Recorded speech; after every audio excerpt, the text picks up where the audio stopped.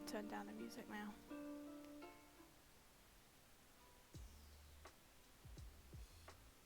That's enough.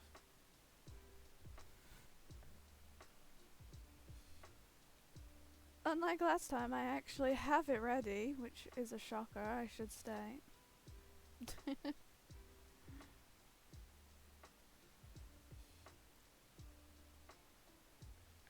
I feel like that is just a massive shocker, because usually I don't really have anything set up, so like... But we can actually get it up this time. 1 second.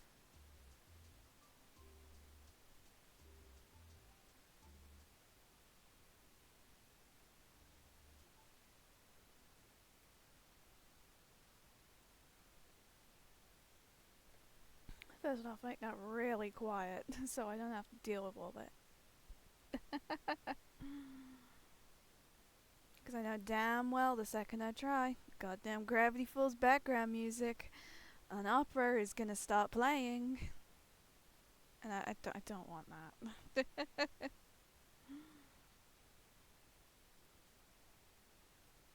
Okay, we're getting it up now.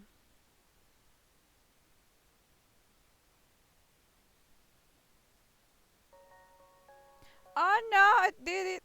Shut your bitch ass up. I'm gonna mute you. Shut up. Where you at? Shut up. I heard that. Shut your bitch ass up. Background music.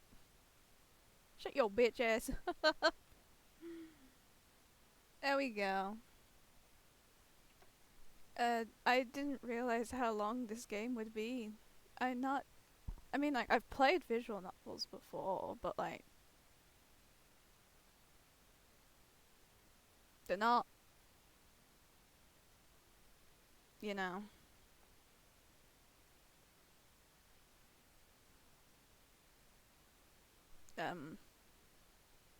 long.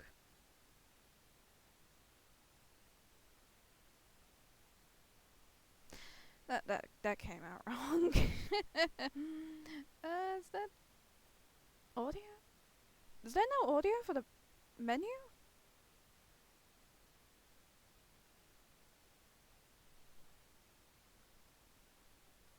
Seriously?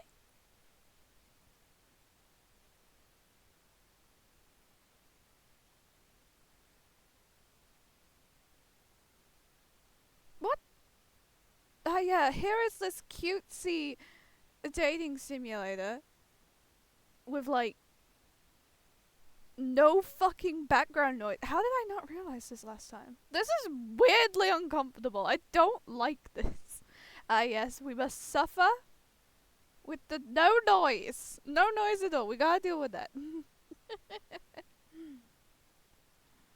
I accidentally saved it in 2 separate areas, and I don't know how to get rid of the other one, so we just have to kind of deal with the one there. We just have to acknowledge its existence and deal with it. But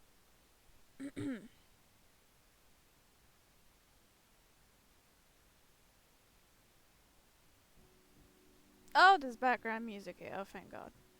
That's probably why I didn't realize until it was like stupid.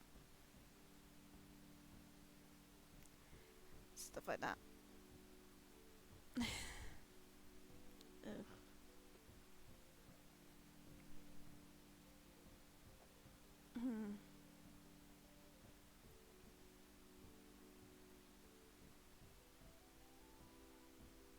Okay.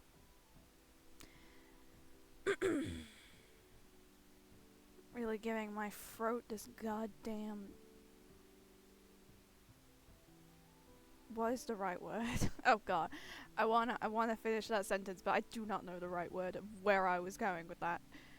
Yay! Totally. This is legit. One of my my eyes are having a fucking seizure.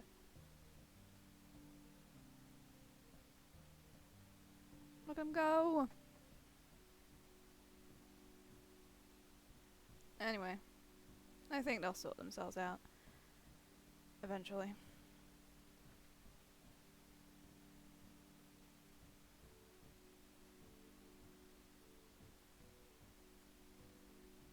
There they go, for now.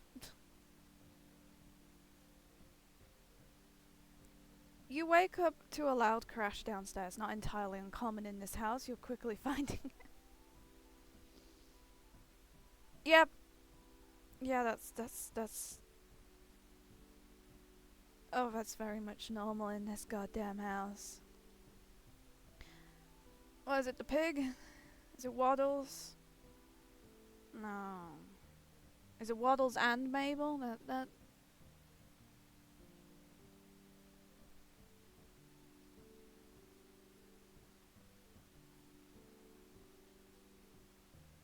I'm staring up at the camera like, are you gonna make me spaz out again? I'm staring up at you, camera. You spazzing out again? Could you stop? Huh?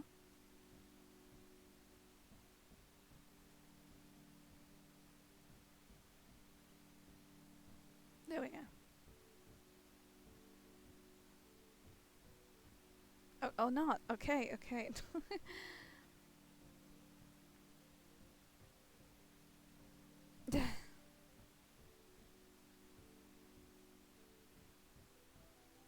Anyway. More clatters and thumps lead you to the kitchen with Mabel. Yeah, I was right. I was right. It's the child. It's the female child.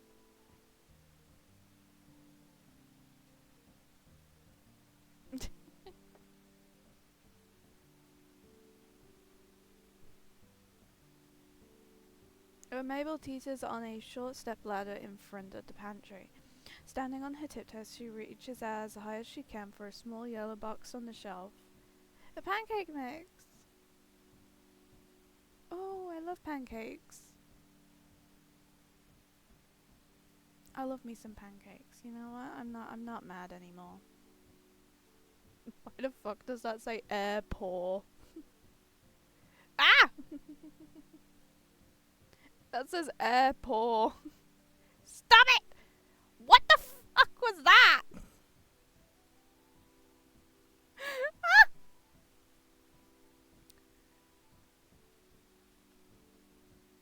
Why is that? That's not a photo I have. What the fuck? That's not a photo I have. I feel like I would remember if I had a photo that was just AI. I don't. Why is my computer lying to me? Oh my goodness, it's trying to make me look evil. How dare it? 1 second, I need to test something.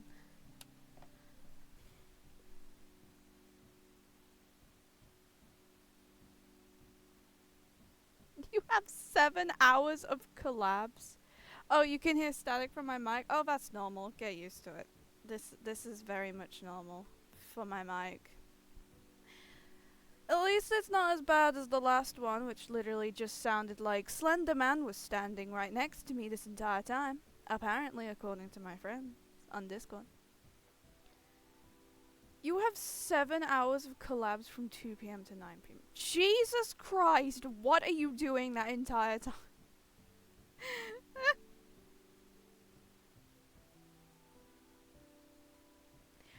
What are you doing?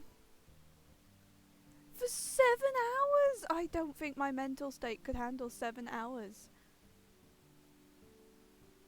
I don't think I could handle 7 hours of just collabs. Half of it is League, other half is team fight type. Oh, yeah, that would usually take quite a few. I've never played either of them, but I know that it would take a while. I know damn well. I think.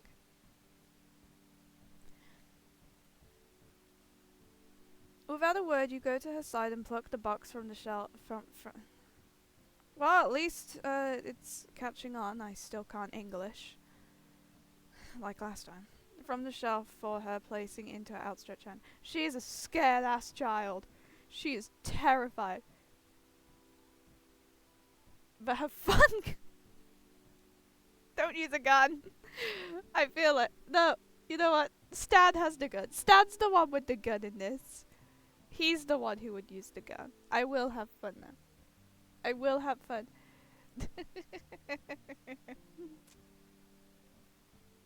Have fun with your collabs in God knows how long left.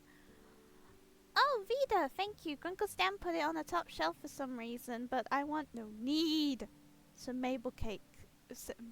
Mabel cakes. Are we putting...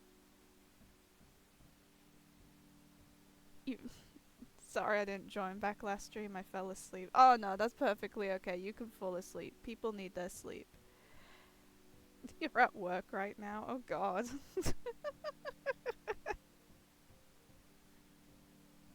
You know what, that makes sense, it is Friday. I think. Yeah, it is Friday. I've lost track of time. Are maple cakes the same as stand cakes, where there's just hair? There's nothing different. It's just, there's just hair. There may be hair. Is that what maple cakes are? It's a breakfast emergency. It should be. To make sure you don't eat hair. You gotta hoover and mop some stairs and go dirty. Oh no. That sounds like a nightmare. She waggles her free fingers in your face and you can't help but laugh. You can tell the house becomes more alive when this kid's around. I feel like it's more alive. I feel like it's alive in general. But you do have a point. Wanna help me make them? We gonna need chocolate milk, coffee, pink food coloring, and a pot of what kind of fucking pancakes are these? These aren't like stand cakes. Where it's maybe got hair in them. This is maybe got glitter in them as well. Not kidding with the bathrooms, they're meant to be white. So one time I went to it and I've never seen such a transformative... Oh no. Oh god. Oh god, that sounds disturbing.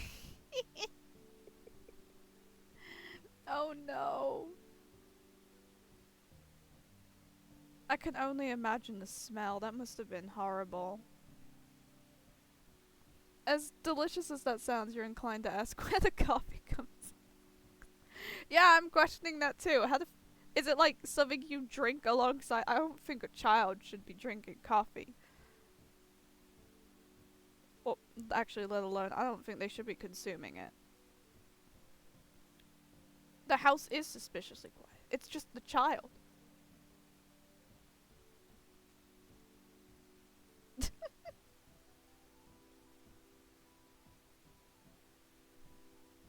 Hey, for all you know, it could not be the foreign students.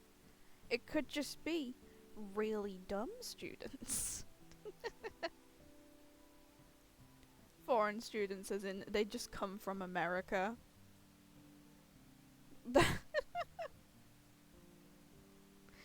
Foreign students as in, no, it's not like actual foreign students. It's just these children just come, these students, they just come from America and they bring their stupid American stuff with them. Mabel, where is everyone? Oh, it's Asia. Oh no. Oh no. Maybe it's like I've never been to an Asian country, but maybe it's like different. No, like what am I talking about? It's a student either way. It's a student. No matter where from, they're just they're gonna be stupid as them. No matter where they're from. Students, stupid, all over the place, everywhere. Oh, Grunkle Stan needed stuff for your car, so he went to get the, no, jeez, what the there we go. To get the Meki Techies. Meki Techie sounds like something you'd find in a song. For that stuff, I think Grunkle Ford's somewhere. Oh, Dipper's just appearing out of nowhere. He heard the abominable bro man was trying to steal soda from campus, so he went, what the fuck?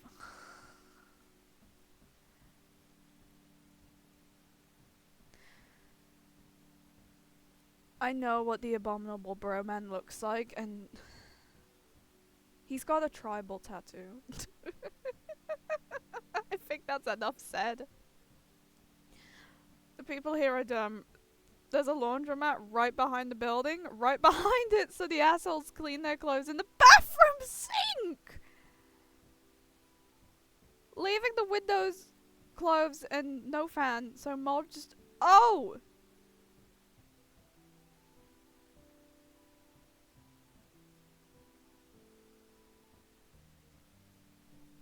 I feel like I know someone that would actually audibly gag imagining that. That sounds disturbing. The children, they stare into my souls. One of happiness and one of I don't know what's going through Dipper's mind, but he's just staring into my soul with some emotion. Oh god, there's worse. There's worse. Oh no. Yep, that's where we went. Totally knew it. Yeah, yeah. So they left you guys to make breakfast on your own. Yeah, very, well, they did kill a lot of things. I saw a bathroom floor that I thought was black until I mopped it. It was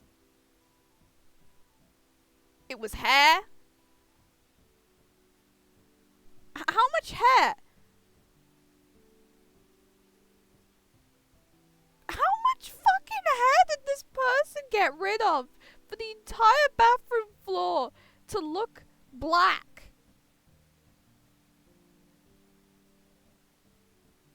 That's terrifying.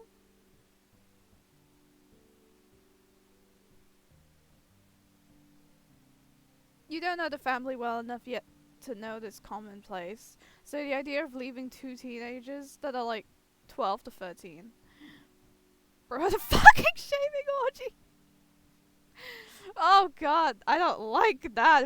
Oh god, I hate how imaginative my brain is. I don't like what it conjured up. I don't. Ugh. Two teenagers that are like 12 to 13 that alone to fend for themselves seems fine if one of the teenagers wasn't Mabel. Damn, we dissed Mabel? Damn.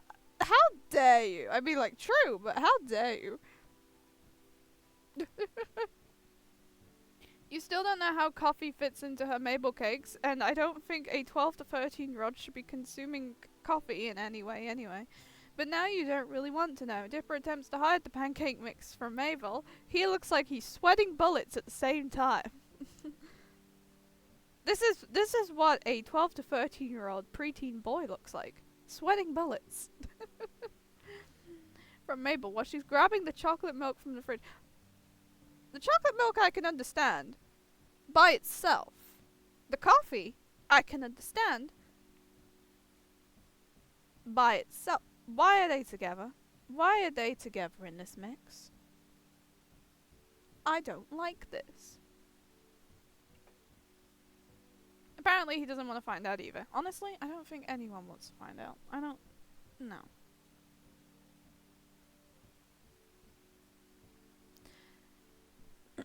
I can't do a sweaty preteen boy voice that cracks his voice every 10 fucking seconds. And I'm trying to be comfy. There we go. I sit on a goddamn blanket.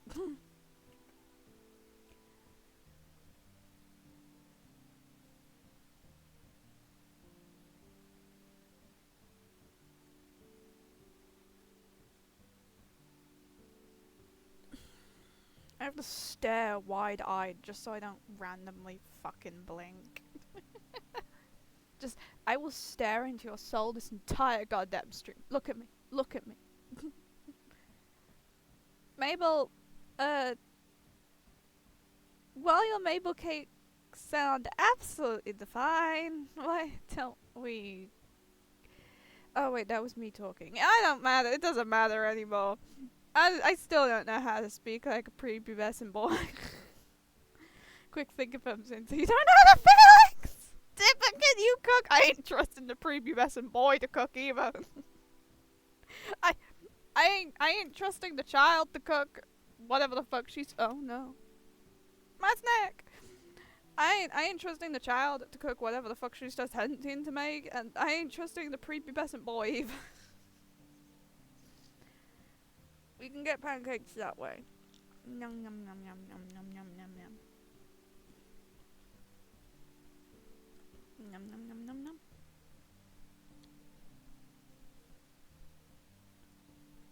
Is there somewhere we can go to get breakfast? We should really save the maple cakes till your great uncles get back. I know they wouldn't want to miss it. Yes!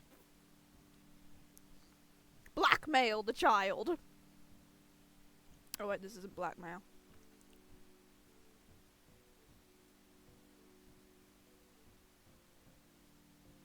What the fuck would this be defined as then?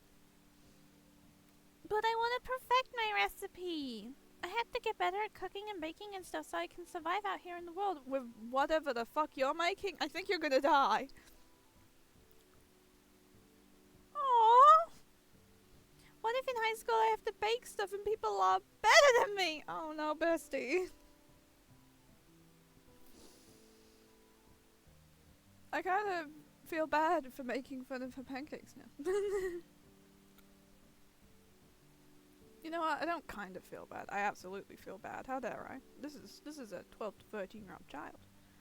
How dare I? Yes, I make fun of my sister. It's in the siblings' nature. Mabel looks very agitated, tugging at her hair with both hands. If I can't make the perfect maple cakes, I can never be on Bad Dreams Dining. Is Gerald Rambo?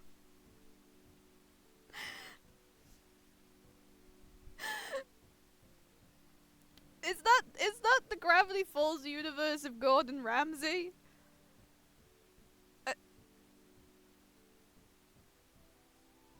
I forgot what his show is. I know that he has Nightmare Kitchens.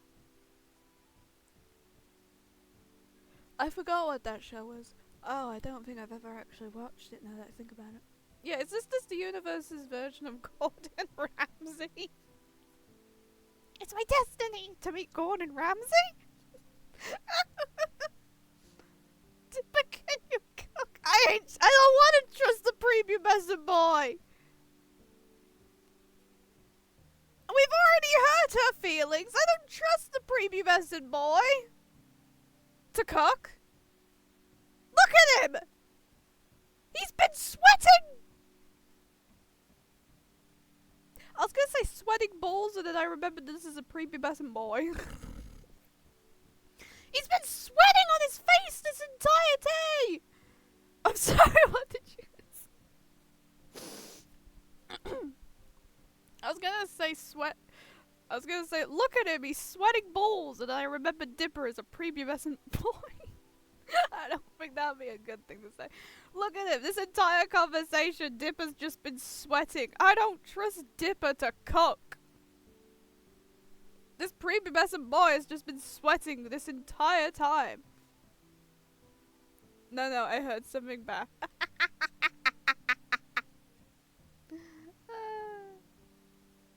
Gordon Ramsay. I was talking about Gordon Ramsay.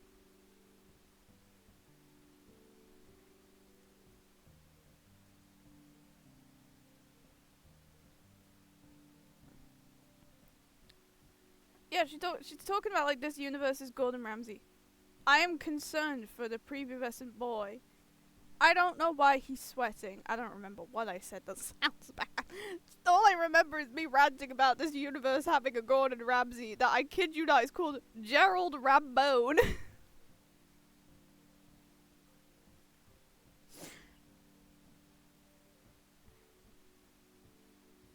I don't want to know how the fuck you heard. I don't want to stroke the prepubescent boy.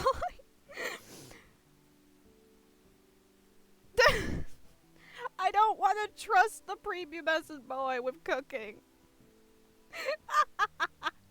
It's the only option we have. I don't want to I don't want him to cook. Oh god. We have to make a 12 to 13-year-old sweaty boy cook. Do I need to contact child services? These aren't even my kids! These aren't even my kids! I don't even live here!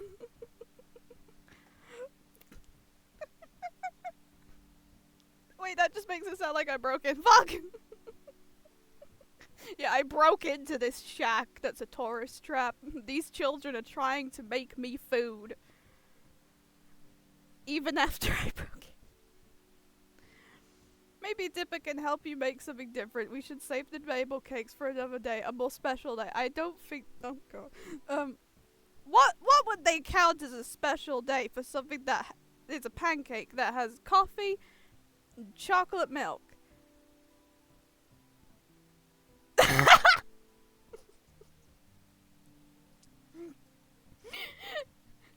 Oh god, I'm going to court now. Next stream is just me in court this entire time. But Vida! Mabel's still standing. She's still standing on this stepladder. Reaches up and squishes your cheeks together. Ah. I was gonna ask how the fuck did she accomplish that, and then I remembered, yes. I am incredibly small. She would be able to grab my face. Her wide eyes staring into your soul. Every day is a special day with Mabel cakes. I will stare into your soul until I can. Every day is she's fucking doing this, I swear to god. She's just, this entire time, she's just like.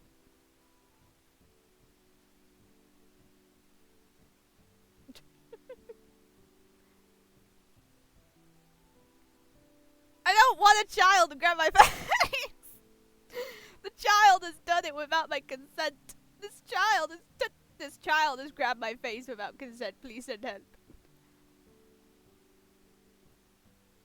The child has done it without my consent, I swear. I swear! Don't blame the victim!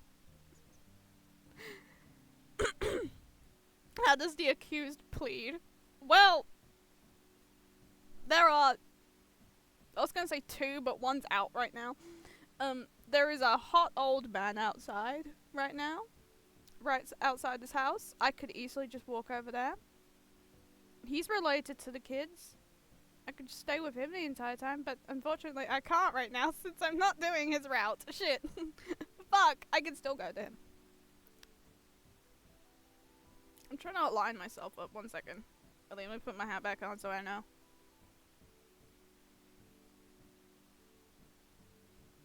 There we go. I'm not. This entire stream is just gonna be having to defend myself over these two children trying to force food down my throat. So you're talking to the grandkids. You little shits! Oh no, they're not the grandkids of these two men. They are the grand niece and nephew. It's why they call Stan and Ford Grunkle, which is short for great uncle. Yeah, you got your granddad's gene, don't you, you little shits?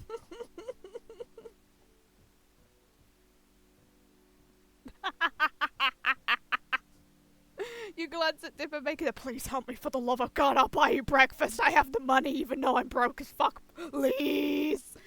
Face, you hope he understands.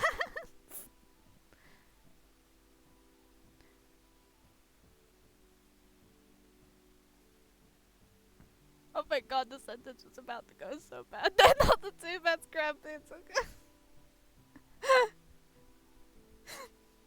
Honestly, it could have somehow gone worse.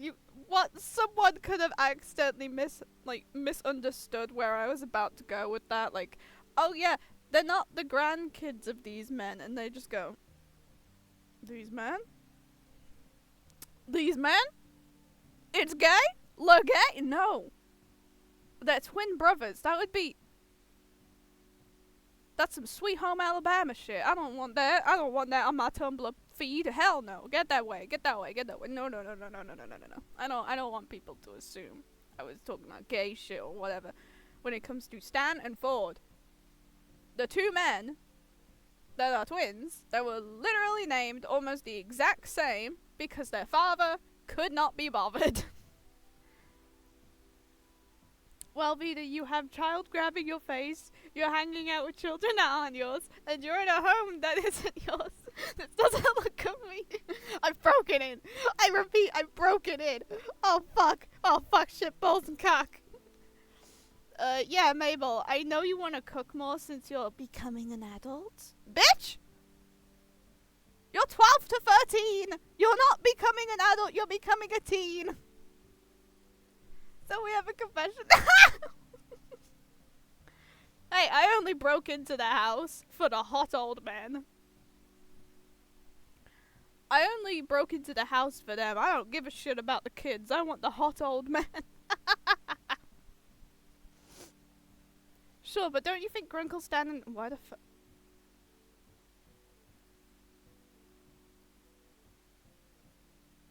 Why? Why can't you just call him Grunkle Ford? Why are you specifically saying Great Uncle Ford?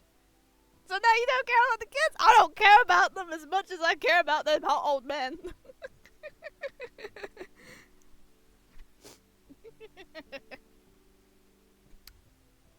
Why are you calling Stan Grunkle instead of Great Uncle? And why are you specifying it? We got Grunkle Stan and Great Uncle Ford. Why can't they both be Grunkle?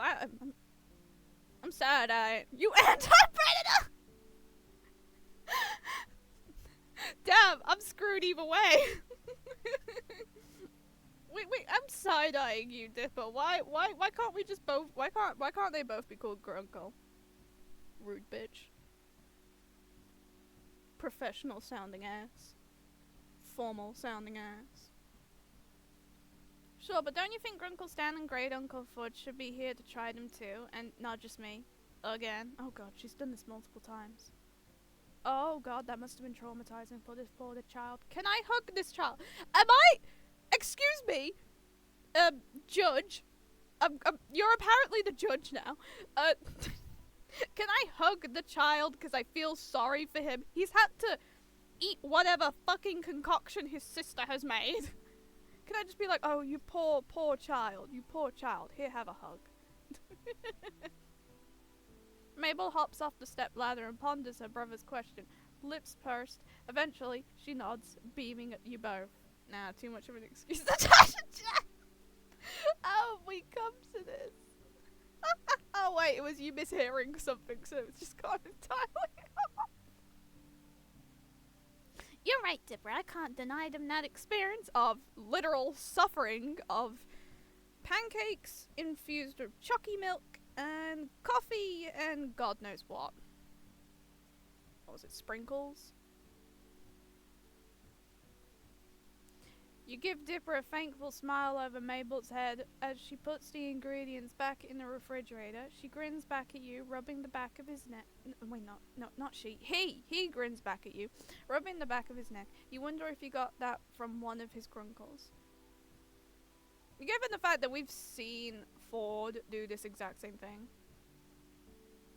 I feel like he got it off Stanford. Or, hear me out, something called anxiety. No, not anxiety, like low social battery. I'd try them pancakes. Honestly, I'd try them too. They do sound nice, but I feel like I'd go high off caffeine, and I don't want that. That's clever now that you think about it. Great plus uncle mean to make grunkle saves time on syllables, except the fact that Dipper calls Ford Great Uncle instead of Grunkle. It pisses me off. He calls Stan Grunkle. Why not Ford? Why not Ford? Why can't we do it with Ford? I'm gonna fucking throw hands at this child. So you want pancakes, maybe? Oh my god, I'm not winning, am I? Okay, if it was either Stanley or Stanford that made the pancakes, would I be able to eat the pancakes? I swear to God, I'm going to throw hands at this. I'm gonna fucking punch this child. I swear to God. Get it right! One or the other. You can't do both, Dipper, for the love of God. I'm gonna drop kick this 12-year-old boy. Punt him into the moon. You may touch the men that have more wrinkles.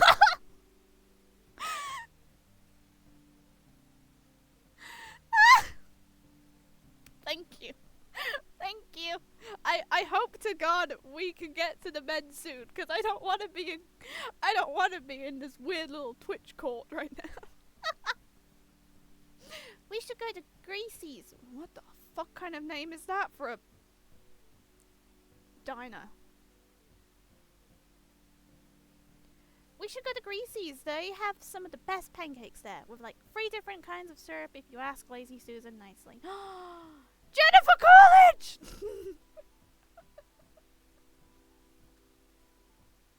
Yeah, it's not super far. Let's go. The kids are about to head out the kitchen when you realize something. Wait. Aren't you going to leave a note for your grunkles about where we're going? Oh, right, yeah. Dipper scribbles out a note for Stanford and sticks it on the front door of the shack with one of Mabel's stickers. Jesus Christ, how powerful are her stickers?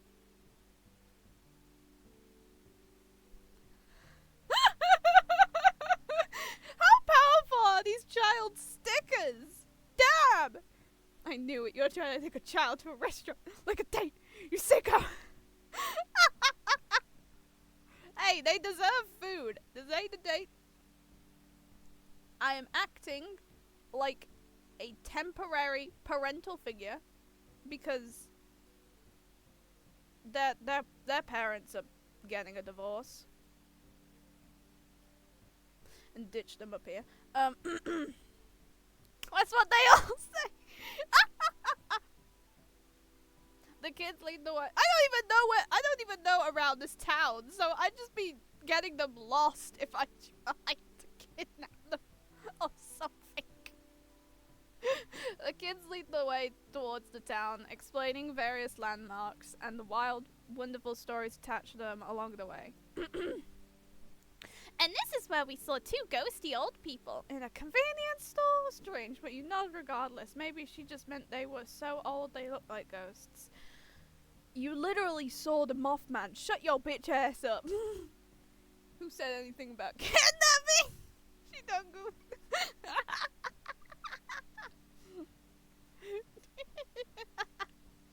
Though after you heard about Gravity Falls already, you couldn't believe they were real ghosts. Dipper had to do the lammy lammy dance. It was adorable. He was in a sheep costume. He had to sing it to the ghosts. It was adorable. Dipper points out the diner in the distance, a log-shaped building atop a train car, and the 3 of you head inside.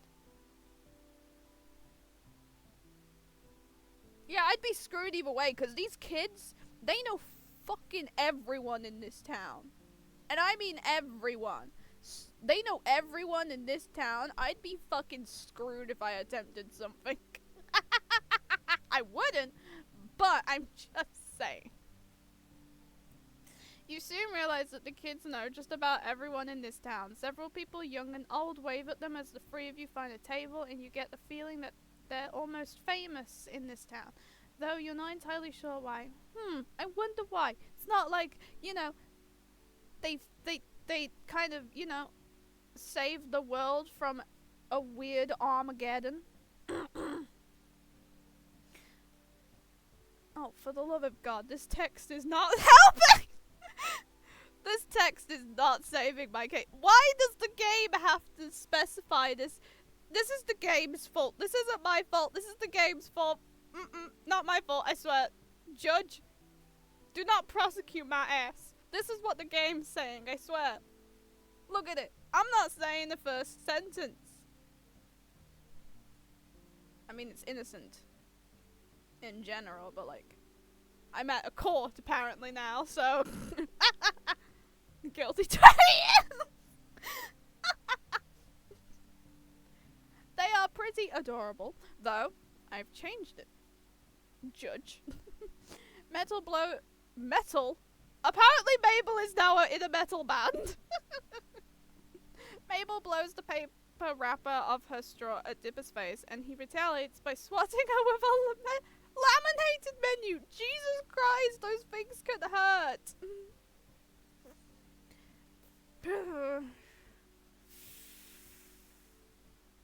I accidentally got hit by the edge of a laminated paper once. It was not pretty. An elderly woman in a pastel pink waitress dress comes up to the table, and you catch the name on her tag, Susan. I cannot for the life of me do a Jennifer Coolidge voice. And I'm not even gonna attempt it. Hiya, kids and stranger. What can I get for you? Pancakes and all free syrups for me, please. Jesus Christ. What are these syrups, first of all? First of all, what are the syrups? I'm terrified now. Same for me, actually. What the fuck are these syrups? Lazy Susan turns to you, notepad in hand. I like me some waffles.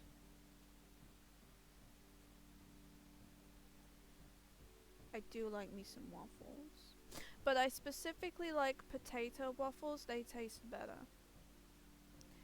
So I hate eggs and bacon. So pancakes it is. We're doing a pancake trio. Let's go! Get me right up, sweetie. This is like a really shitty accent. Lazy Susan winks with her good eye, of course, because, you know, she's got a lazy eye, hence her nickname, and heads to the back of the diner. The wait for your food to arrive feels longer here than most, mainly due to Mabel and Dipper using this time to interrogate you. Oh god, they know! They know about the judge that's right over my shoulder as we speak. At first, it's somewhat intimidating. I just realized you quoted yourself.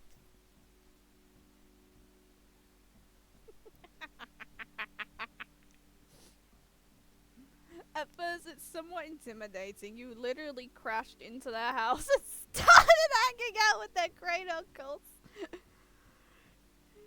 Ah, yes. I crashed and... Hey kids, it's changed. That's a good set to get the children. I do not care for the children. I do not care for the children. They are adorable, yes, but I want their great uncles more. Liar! I have. Wait, I actually can 28 stab wounds. Don't Detroit become human that on me. How many do I actually have? 1 second. I have, oh, Jesus Christ, that's massive. 1 second. I have an entire folder called Husband Fan Art. And I love it. How many of 4 do I have?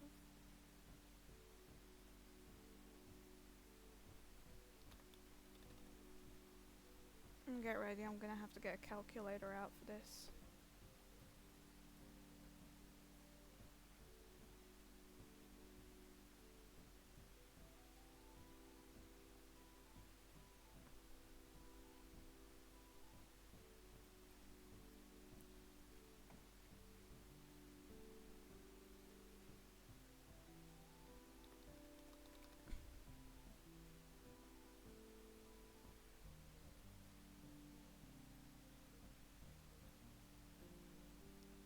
I have 89 pictures of Stanford pines in return for husbandry. I should assure you that a lot of these images are straight up just NSFW. I cannot show them on stream. A lot of them. Like, a majority of the pieces of every single character in this goddamn folder. NSFW. Obviously, they're all 18 plus, but like still. The characters. Ages. Okay, so I've got 89 pictures of Stanford. How many do I have of Stanley?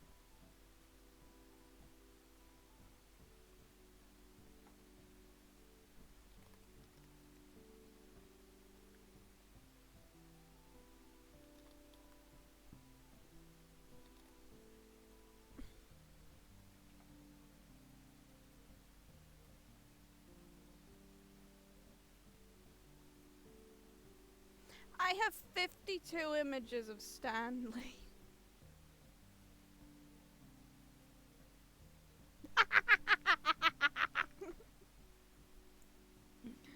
The judge will not be subtle. The judge, aka you, will let you off if be the pussy. It's a ring on your finger.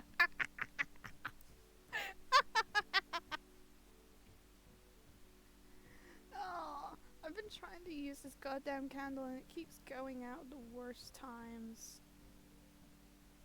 Because it's shit. At first, it's somewhat intimidating. You literally crashed into their house and started hanging out with their great uncles. So, they have a lot of questions. I do not blame them. I want to fuck their great uncles. I know damn well that my someone in my house can hear me just loudly proclaiming, I want to fuck their great uncles. And just going, what the fuck? Once the irrational fear of, they're 13 in this story, of two 13-year-olds fades out, you recognize their interview for what it really is. Bitch, you can't blame me. You see Venus titties. You know what? That's completely understandable. I don't blame you in the slightest. They are comfy. They're very, very comfy. Oh shit, I just threw my hair on my mic. I don't even know how I did that. Oh god.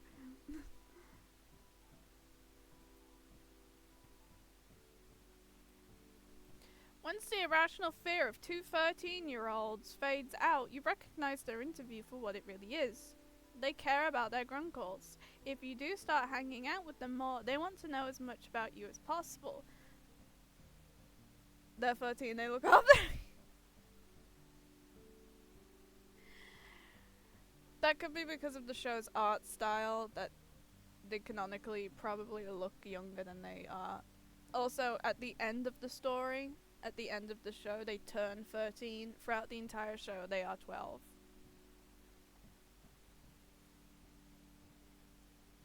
Mabel's questions are somewhat nonsensical. So, if you were stranded on a deserted island with no boat, no cheating, what would you take with you? While dippers are more careful and calculated. Oh god. Don't fucking stare at me like that, child. What the hell? I ain't stealing your pancakes.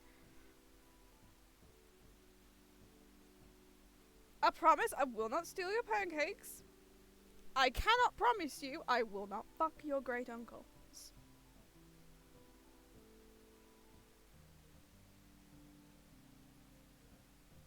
Okay, see you later. Where my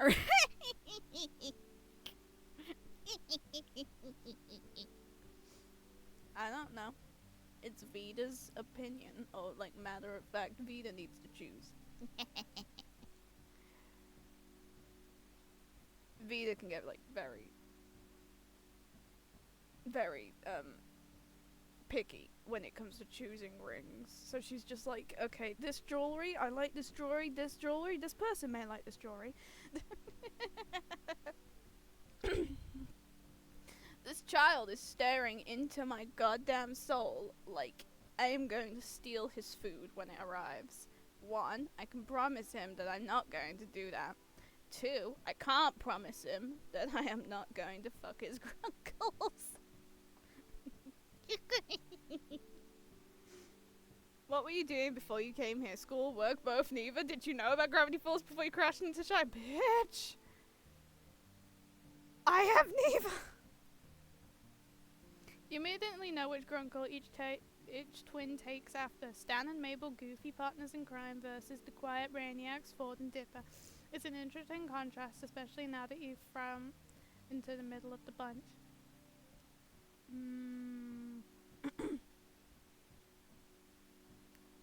But as the twins race to see which syrup bottle drips into your mouth, not into my, I can't fucking read today, I swear. Into their mouths. Which syrup bottle drips into their mouths the fastest. Holy shit. Dipper's blueberry syrup beats Mabel's classic maple by half a millisecond, you swear on it. You know that these kids do a lot more for their great uncles than just be cute counterparts. And here we go. Enjoy, kiddos. Let me know if you need anything else. Lazy Susan gives out the respective plates and the kids go quiet, shoveling down their food like they've never been fed before. These are starving children. Oh my god, they're starving children. The Grunkles don't feed them. Oh god! Between mouthfuls, you get a few more questions about yourself and your theories. Aliens versus which member of the M synchronized was your favorite? But the table is near silent as the three of you eat. Oh god, there we go. I'm yawning. It is literally 12 p.m. Why am I yawning? That is until Mabel speaks up through a mouthful of pancake. So, Vida, if in a totally made up and not real situation, Oh, I know where she's going with this. you had to pick who your favorite was, who'd you pick, Grunkle Stan or Grunkle Ford? Well, I am doing Ford's route, so I may as well do Ford. This seems too planned compared to her other cutesy questions. Dipper looks absolutely fucking terrified before. Dipper elbows his sister not so subtly and she elbows him right back. Wide eyes staring at him in a sibling-linked look you just can't decipher. Oh god damn, now she's... How dare you diss what Grunkle Stan watches? How dare you?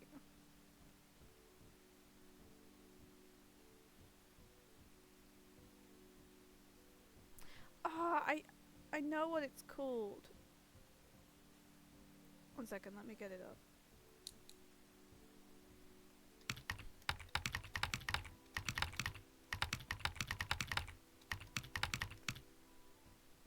The Duchess approves, that's it.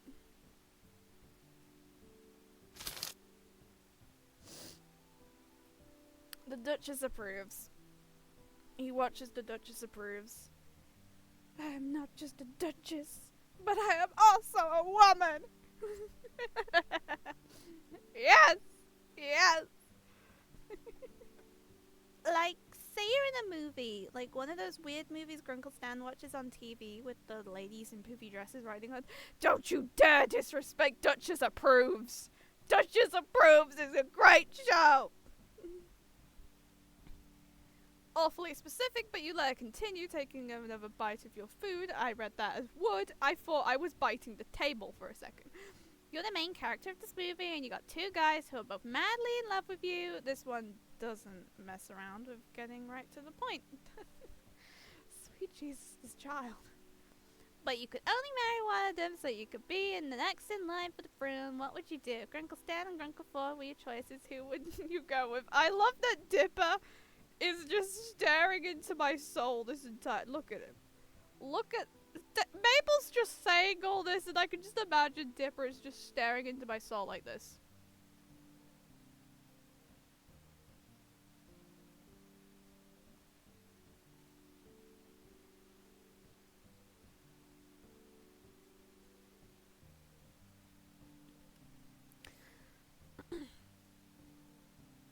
Mabel, that's kind of weird, isn't it? Like, really weird and kind of gross. Come on, Dipper, this is important information that's vital to my research. What kind of fucking research are you doing? What research? Yeah, good question. What research? None of your business. Yet, but I'm still gathering other research. What the fuck is this child doing? Mabel leans towards Dipper's ear to whisper, waggling her brow at you before she replies in not a whisper but quite the opposite. Research into how you're a huge nerd. And with that, Mabel catapults the spoonful of melted butter from atop her pancakes onto Dipper's cheek with a very satisfying splat. Dipper jerks in disgust but retaliates by smearing strawberry syrup onto Mabel's nose and drop of stickiness is plopping onto her sweater. Can I please answer this goddamn question? I want to choose Ford. Ew, gross. You're gross. There's no vitriol between the twins, but lots of giggles and a few more various food missiles. Eventually, syrup streaks Mabel's cheekbones and some of her hair, and Dipper has a spool piece of pancake stuck to his face. You guys are dorks. maybe you're right. But we're twins, so it's adorable. If you say so, Mabel. Wait, quick, Vita, take a picture of what Dipper's got pancake on his face. What? He swipes quickly at his face, and after several passes, gets it off. Aww, I was trying to get more candid pictures of us. Mabel, you have syrup everywhere. Really? Ugh. It would have been a perfect photo. Here, let me get it. Your hands are sticky enough. You get back up with napkin in hand and try to wipe some of the syrup off Mabel's cheeks. The excess syrup swipes off easily, but a good portion doesn't budge. Okay. I mean, maybe syrup as makeup is just the new next look? That's one word for it, kid. Jesus Christ, Stan just appeared out of nowhere. I'm double clicking somehow, and they just fucking teleport. We wondered where you went once we came back to a suspiciously quiet house. If it weren't for Dipper's note, we would have been worried. I'm smart after all for once in my life. Sixer would have been worried. I tried to tell him, you kids pull this kind of stuff all the time, heading out unannounced, putting stress on your poor old Grunkle's heart. He puts a hand over his heart dramatically. All those missing hours of unpaid child labor. Jesus Christ, Dad! Actively saying that he does unpaid child labor is crazy. Actually, that note wasn't me. Well, I wrote it, but Vita was the one who said we should, so that you'd know where we went. Both Ford and Stan turn to you and look surprised, like I just murdered someone.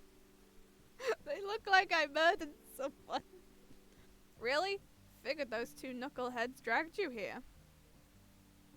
Why not make breakfast at home? This place is at least a 15-minute walk from the shack. Well... You glance at Dipper, swiping his finger across Mabel's cheek and licking the slippery syrup off. Mabel has a pancake in her mouth, chewing it like a grazing sheep. That's oddly specific. I wanted to treat them to something, I guess. It's the least I can do. You're letting me stay with you and fixing my car. I thought since you were gone, I'd take these two out for a change. Also, Mabel was going to make maple cakes again. You're just mad you can't even make toast right. Damn! Damn! Does Dipper always burn them? Yes, I can. I burned it one time. Oh my god, I was right. Dipper holds his syrup-tipped finger in the air. Indignant.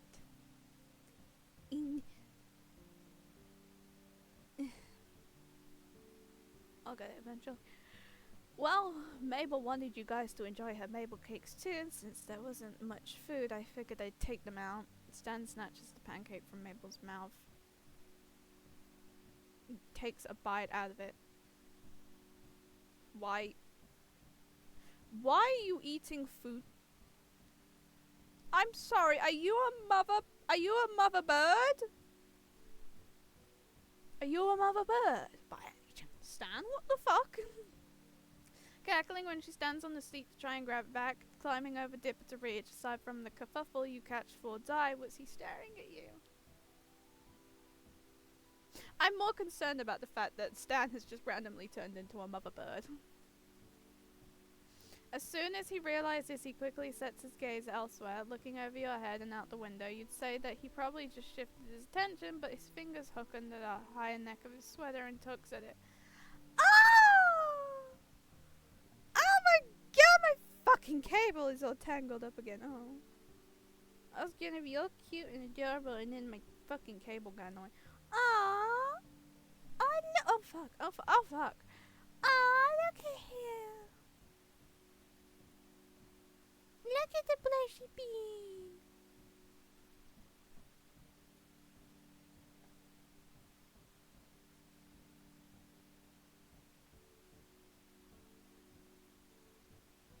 I took a screenshot. Look, I had to, okay? It's okay, look it. Look at the blushy bean. Oh, fuck him. Look at the blushy bean. Look at it. Look at it. Oh, he's so cute. He's a witty wall.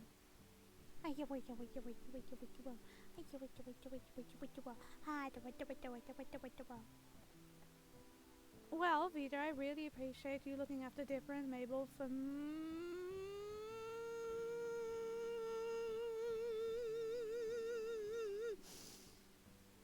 us.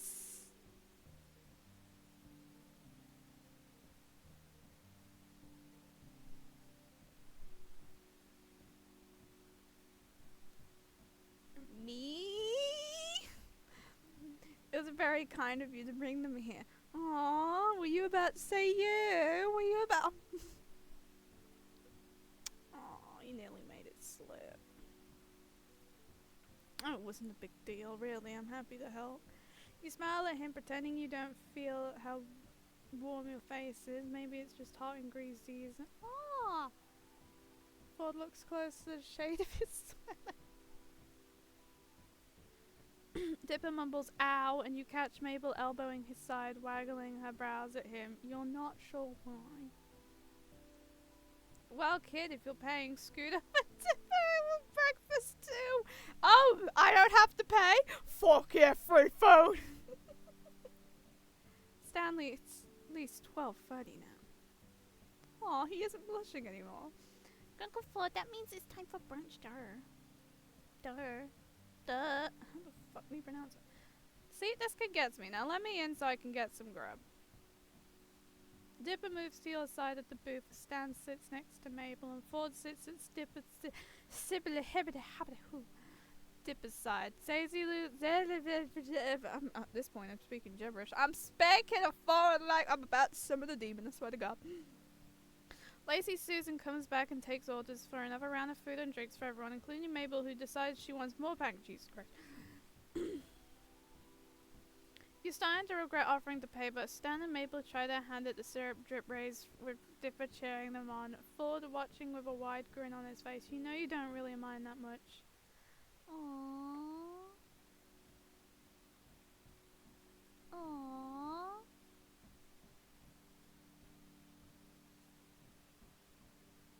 Yeah, that works. After the expedition to find Mothman, you accompanied Ford on a few of a mission, so to speak, examining various birds of the Oh, I love birds! Including the questionable stomach face. Oh.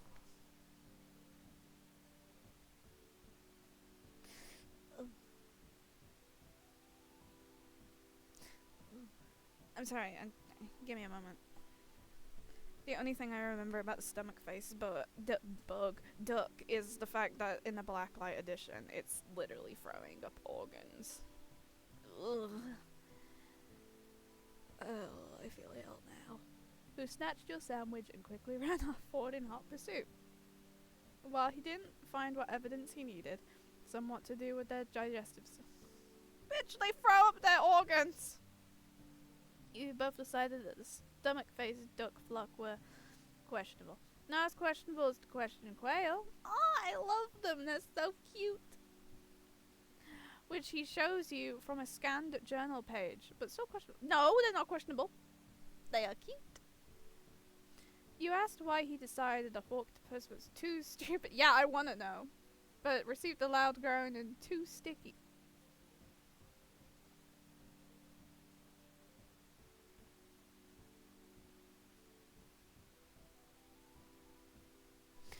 Oh.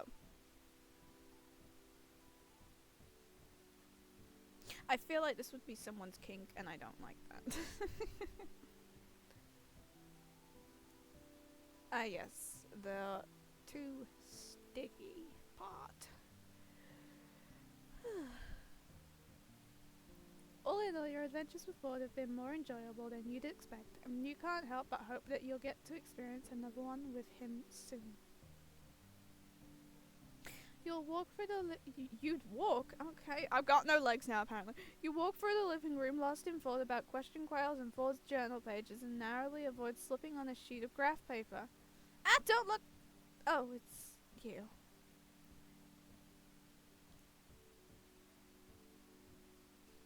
Dipper peers out over a book that proclaims Dee and Morty! Officially licensed campaign journal. He's sitting on the yellow armchair with crisscross legs barricaded in with books and paper. He's got a lap of multicolored dice and half a dozen chewed pencils. Oh god, that sounds disgusting. Strewn across the floor and one. Oh, that's even worse. You look down and notice the floor is almost entirely covered in graph paper. Hi! Did you need something? I know it's kind of messy. I should probably clean that up. Dipper looks reluctant to extract himself from his self-constructed fantasy lore prison. No, stay there. Here, I can do it. You look busy. You're about halfway through cleaning the floor before you actually start looking at what's on the various sheets you're holding. A fantasy map, some floor plans, and countless scribbled notes and calculations in the margins. What are these for? You planning something? Dipper, re-immersed in his planning, he startles a little when you ask. Oh, right. No big deal. It's just for the great pen and paper role-playing game called Dungeons, and More Dungeons. D&D for sure. It's all about the fantasy worlds and statistic swords and, well, it's kind of diddle. I'm playing it. It's super fun. I'm playing it with Grunkle 4 today, so I'm just putting down the final touches. I'm playing it with Grunkle 4 today, so I'm just putting down the final touches on my dungeon. He's gonna be so stumped. Stumped, do you say? And now he has appeared. Ford comes into the room at the precise moment, drying his hands on his. What the fuck was he doing with those hands? Perfect timing, Dipper. I just managed to get. Oh, it's paint. It's paint. Paint from what? Oh, one of the gnomes came by and decided he'd graffitied the side of the house. Something about his rapper persona.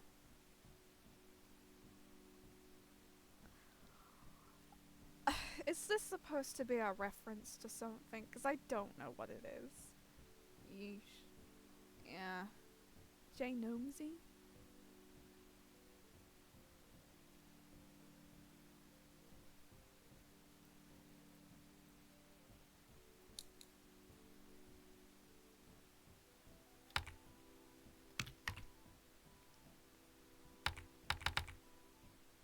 Is that supposed to be like a reference to like...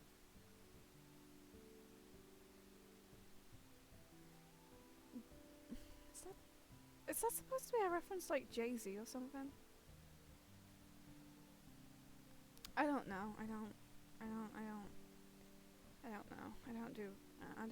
listen to rap as much. Or at all. So I don't know.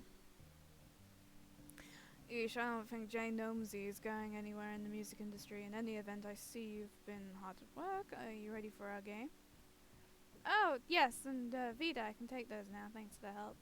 Ford looks like he's just noticed you standing for the first time. Oh god, I'm invisible. Let's go! Vida! Glad to see you weren't too shaken up on that adventure yesterday. You grin and hand dip at the stack. The tool stack specifically, it's tool. Catching a glimpse of the stats for knock knocks. Well, I made it back in one piece, right? That's the spirit, but 90% of a piece wouldn't be too good to, you know? You never realize how little a difference 10% makes until you lose it. I'm too dumb. So how was Mothman? Shaken up, all in the name of research. Though I've been seeing it lose a few moths and come back the next week good as new. A process akin to cycling out dead cell cells. It's literally fucking lunch. Why am I yawning? It's lunch. I would say we just expedited that process. No moral issues there. He says that. Yeah, this is Ford that we're talking about. That we definitely, like, injured the poor thing. Well, Vida, the game calls and I must answer. Stanley's about if you're looking for him, though. Well, if you wanted to join our game, I certainly wouldn't object. I can promise a fun afternoon. Another player! Yeah, totally. I can give you a pre-made character sheet to start, dice sheet. Where did I put my other set? Don't worry, I've got an extra set. Me, I don't know how to play because I'm too fucking dumb. Oh man, there are so many rules. Where to start? I mean, it's really easy to pick up. It's kind of like popular now. You're not sure about committing the whole afternoon to this game of Ford, though. Dipper does seem really excited. We are going to commit to this fucking game to make Dipper happy. We are going to commit to this game to make both of them happy. Dipper, we're gonna make the child happy. And Ford, we're gonna make the hot old man happy. Well, think about it, Vita. Dipper, my boy, why don't you and I get things set up in the meantime? No, I want to play with them. Listen, I may be dumb. I know I'm dumb, but let me play at least. Play. Play. I know I'm dumb, but let me play.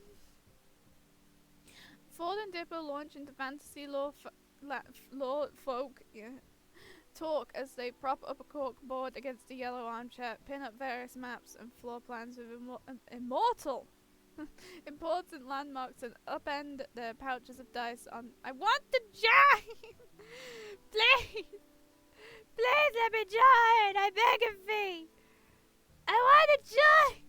I know I'm dumb, but please! I just want to make you both happy. Please! Please! I beg of you. Great! Oh, shoot, did you look at the plans earlier?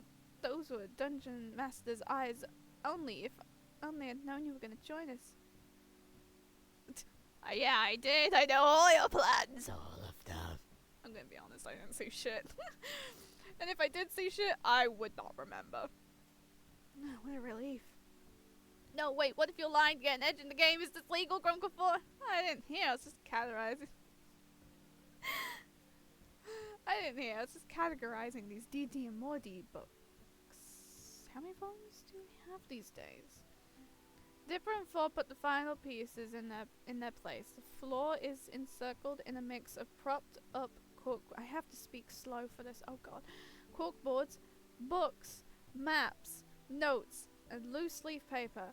Ford unfolds a game board in the center of the madness. Brilliant! We're all ready. Don't look so nervous, Vito. You'll have me here to walk you through it.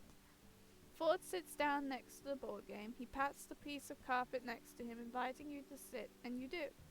Dipper sits across from you, on the other side of the game board, and unfolds an illustrated piece of cardboard. Propping it up in front of him, he notices your questioning gaze on it, and looks back at you.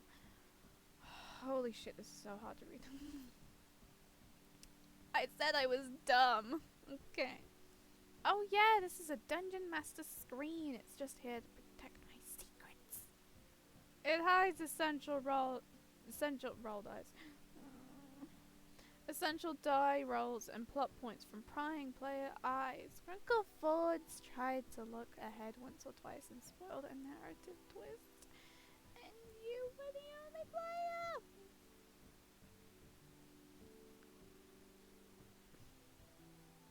How rude of him. How rude. I'm just making more my Dungeon Master apprentice stays on his toes. You can never be too... That was just rude. Dipper gathers... I'm losing it, I swear. Gathers up his dice in a pile. Holy shit, I can't read. In a pile next to the DM screen, ready to roll when needed. Now, I mentioned an extra dice set, didn't I? Dice are an important, though by no means essential, component of gameplay. No adventurer should leave the house without a set. I keep mine in this souvenir velvet dice bag from local game store. Yes. I love how you keep it in a nice velvet dice bag. But the infinity dice was in a cheap plastic case. Your own words too. Ford retrieves a dark drawstring bag from his coat and empties it onto the floor, where dice of all different shapes and sizes come tumbling out. And now for yours. Ford pulls another matching drawstring bag from the depths of his coat. They were having a buy one get one discount. Go ahead, take a look. These will be yours for the session. You pour these dice onto the carpet as well, metallic gold with numbers embossed in black. Fancy. Well, I didn't have enough left to make them from solid gold.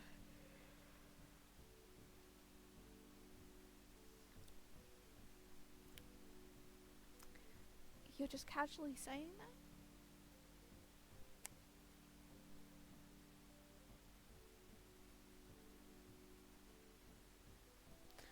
Okay. Well, I didn't have enough left to make them from solid gold. I was able to electroplate a set for fun.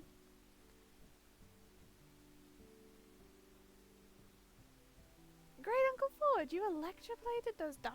That's so nice! That didn't mean to rhyme. Maybe you should be the one with the rapping degree, not Jaden. See? A full and different laugh. Yeah, maybe not. But anyway, let me reintroduce our characters. I don't know how to do a dungeon master voice, if there even is one. So, deal with it. Dipper clears his throat, settling into the dungeon master persona. I don't know. I don't know. Oh god. Oh god. I'm already fucking up the first word. When we last left our heroes, Myth the Meddling, what kind of fucking name is that? Trapped the great elven wizard.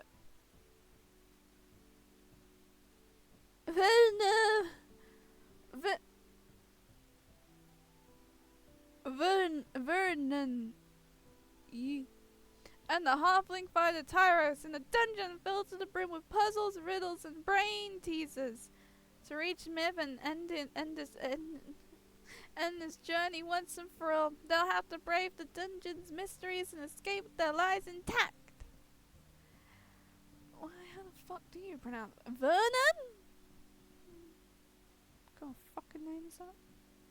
Dipper sets two figurines side by side on the game board. One is an imposing figure in flowing robes. That sounds like Ford. And the other one is much shorter. Is that me?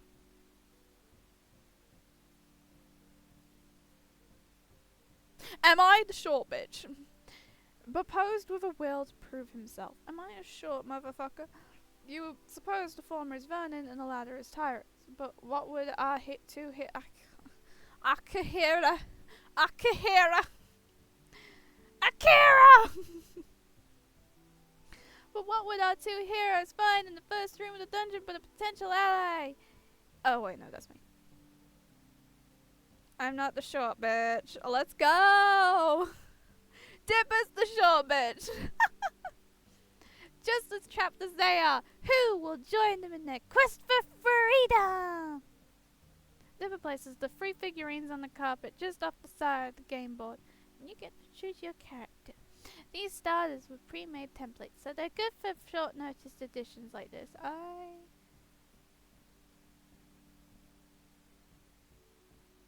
What would be the closest for Vita?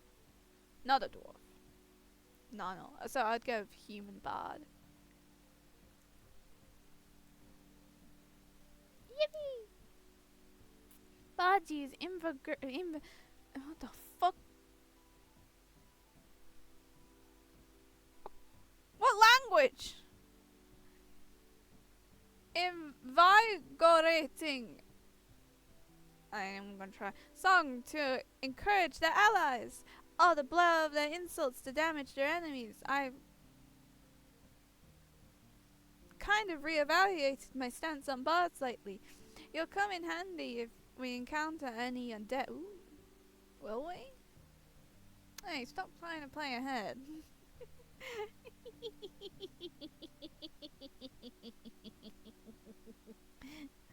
Yes. Dipper moves your figurine onto the board beside Vernon and Tyros. Alright, what's their name gonna be? Alex? Short for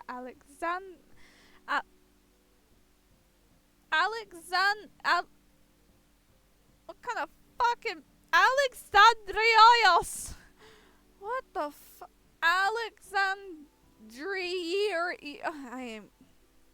I'm just gonna say Alexander.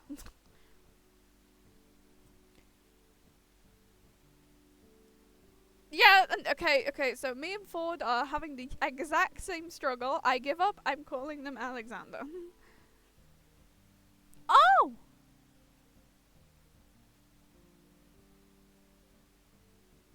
Oh no! Oh shit. Oh no. Oh no. Oh no, I'm actually playing a fucking. I'm playing a game of fucking Dungeons and more. Oh shit. Oh fuck. Shit balls. Oh cock.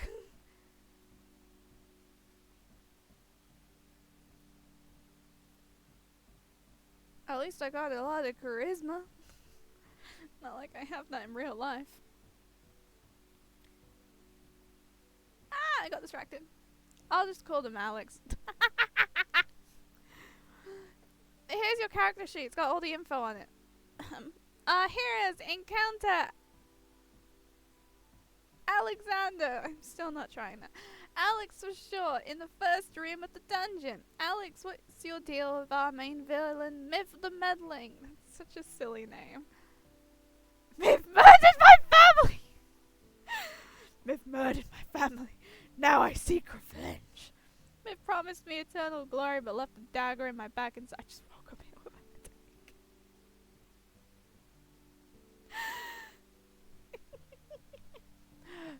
I just woke up here with a headache.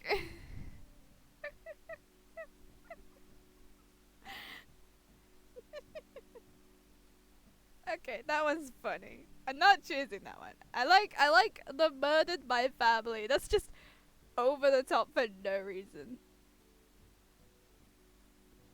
Alex explains how she struck my Miv's iron and turned Tyro shares that Miv once bested him in a duel.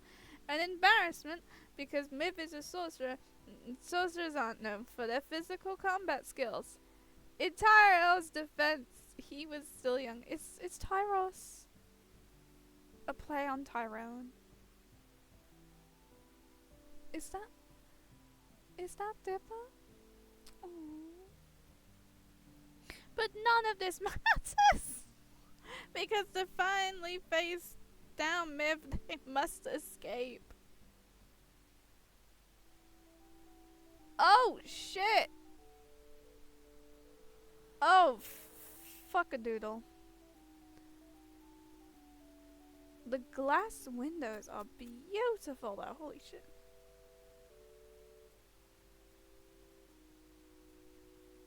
Damn, even here in the goddamn game, Bill is still with us.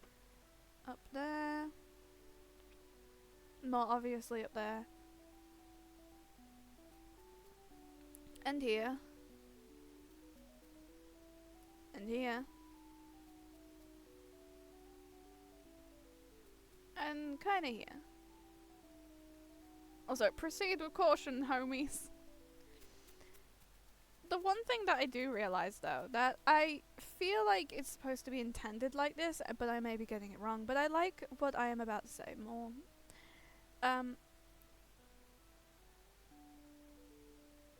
The triangle that looks like Bill in the glass.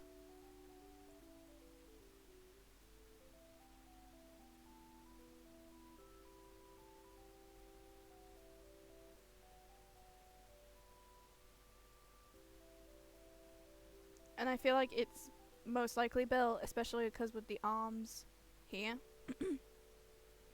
They're only on Stanford and Dipper's. They're not on Mabel's or Stanley's. Stanley's got the blue flames instead. And the boat! Oh no. They are only on Dipper and Stanford's windows, which makes me think it's only there because out of the entire family, only Dipper and Stanford had been affected by the possession of Bill Cipher. Mabel never got possessed, and Stanley never got possessed.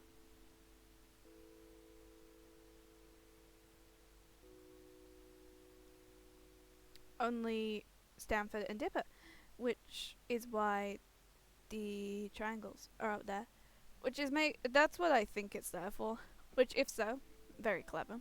If not, I still like mine. Also, I love the fact that there are blue flames around and it has Bill and Stan.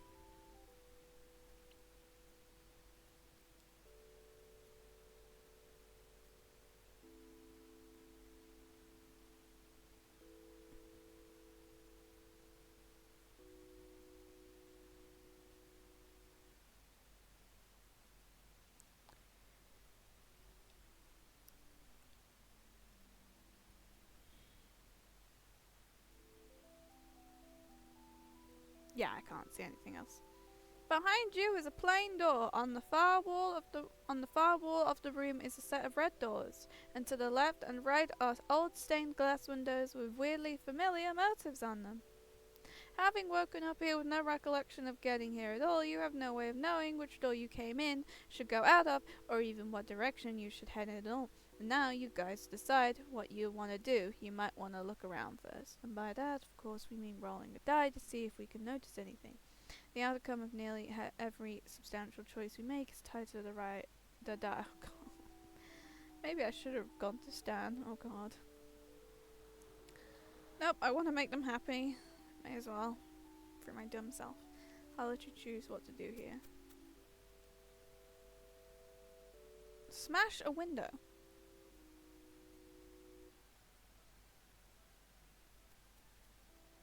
Why is that an option?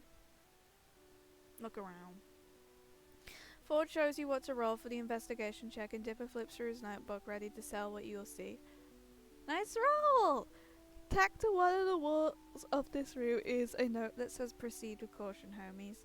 Tyro's pockets the note, and in the distance you hear the faint sound of rushing water. What do you do next? What's the state of the door behind us? See for yourself. I'm still the DM. I can't respond unless you check the door. Dipper really said, fuck you. First of all.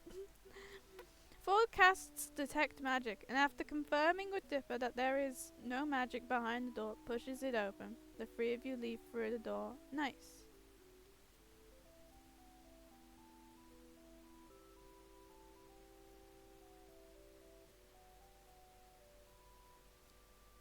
Oh, now, wait, I'm going to go back. 1 second.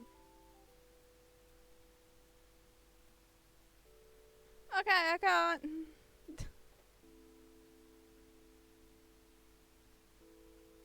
I can't go back. Maybe something would have happened if we smashed it. I don't know.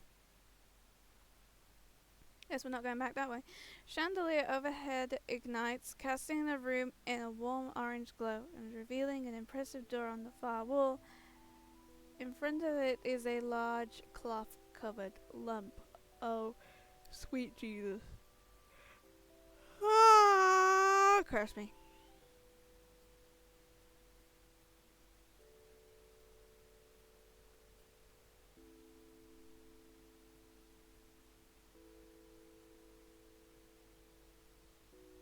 I am going to continuously keep looking around. You roll for investigation just like earlier. You approach it to inspect it.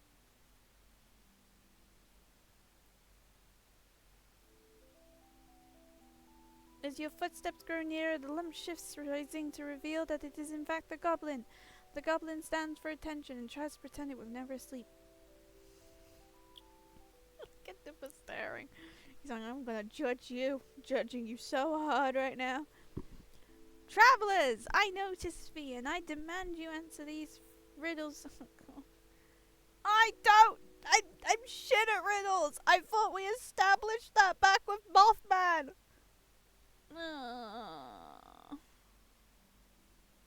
May as well. The goblin reaches into his pocket, pulling out a crumpled piece of paper that he unfolds with care. At least he's caring about. The one has 88 keys but can't open a single door. Ah!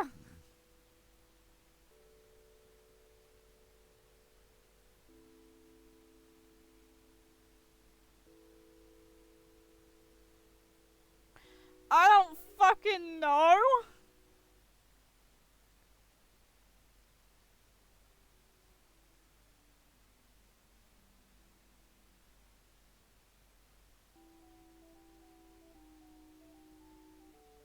Oh.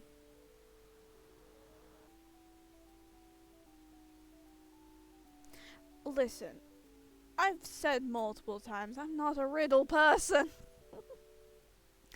It's a piano, right? Next, what kind of keys cannot open doors?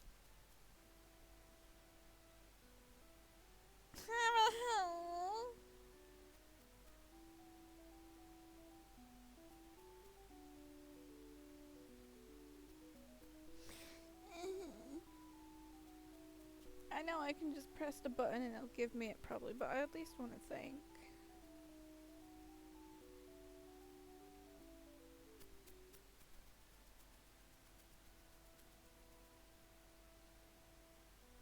I cannot. A lackey? Oh.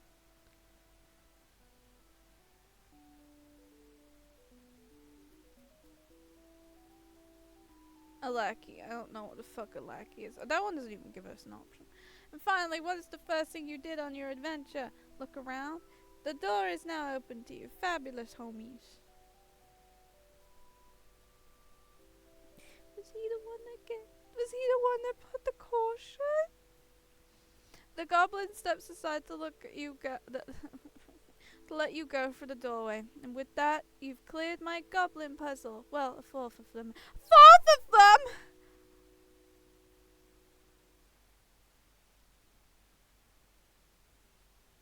It could have gone so many ways. So something would have happened if we had actually broken the window. Okay.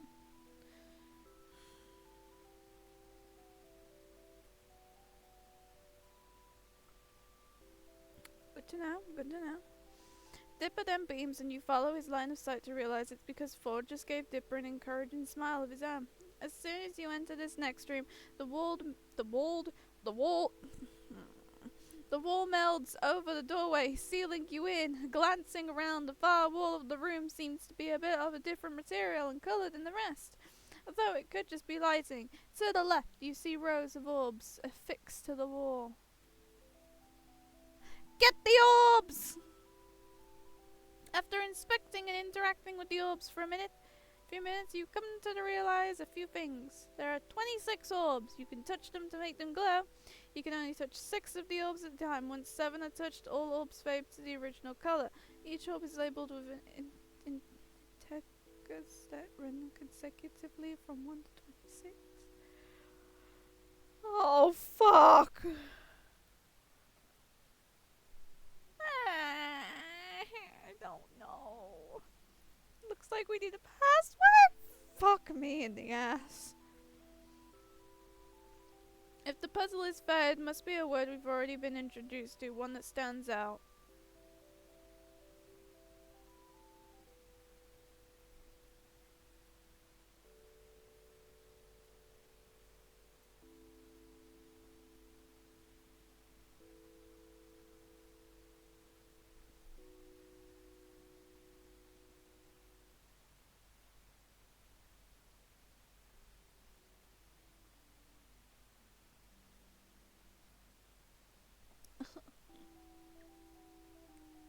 You think and think back to the first room when Tyros pocketed the note from the first room of the dungeon. What was that word again?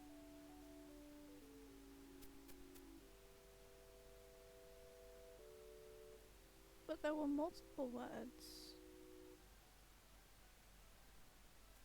I don't fucking know. One second. I don't trust my own selfness. It's the code I'm using here, so what's the word? I believe it was homies. I don't... Shut your bitch ass up! I don't know.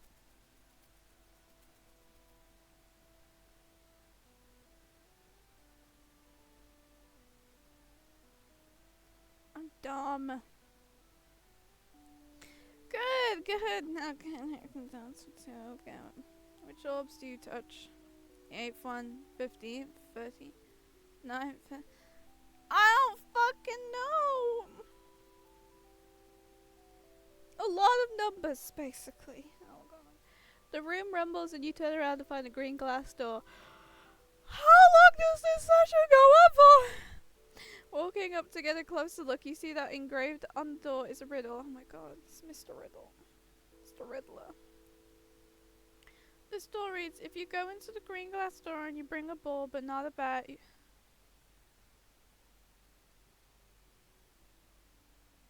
What? Oh, I really should have just gone to Stanley at this point. Jesus. I really should have just gone to Stanley. Oh god. This is insane.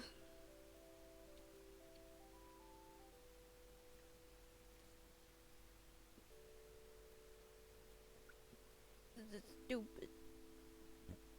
This is so stupid. I can feel a headache. Oh, I'm getting a fucking headache from this session. The door reads, if you go into the green glass door, you can bring a ball but not a bat. You can bring a book but you can't bring a novel. You can bring coffee but not tea. You can bring letters but you can't bring numbers. What? If you wish to pass, you must present an acceptable offering. I don't know. Interesting one, Dipper. Let's think. A ball but not a bat. I think I understand. Vita, what could you bring for the... I don't fucking know! I don't know.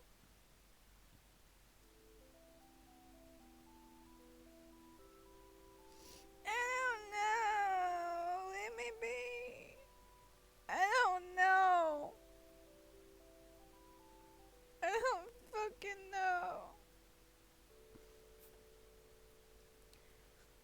I don't know.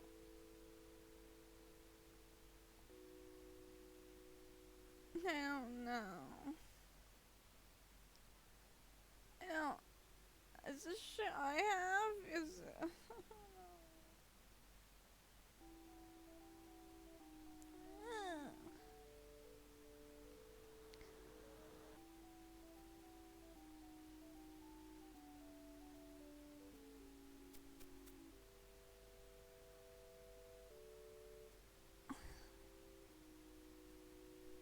Can we just pick any of them?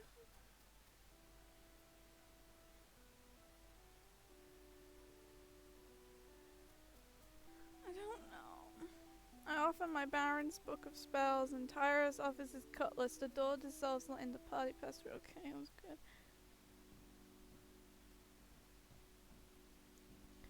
Ugh. While Dipper flipping through his notebook for the next part in the dungeon, Ford nudges you, holding up a hand for... Oh my god, can I please be done with this session? I'm getting a headache. It hurts. I'm too dumb for this! That was a nice job. I'm impressed you got the... I did not! I'm too dumb! Is it hard or is it just a side okay. Is it just a side effect of the green glass door disintegrating? You high-five forward, beaming as Dipper finds the page he needs to continue. Please, I don't want to do this anymore. I've been suffering. No! You go through different... Oh, thank fuck!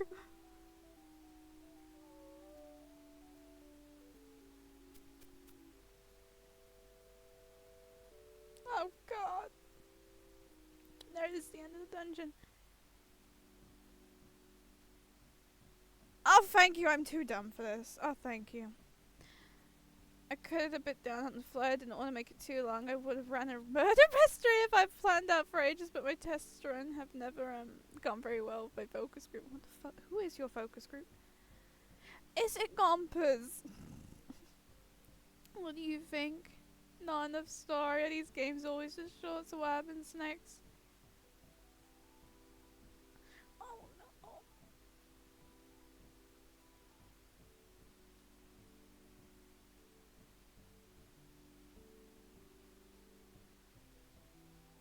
Oh, which one's good?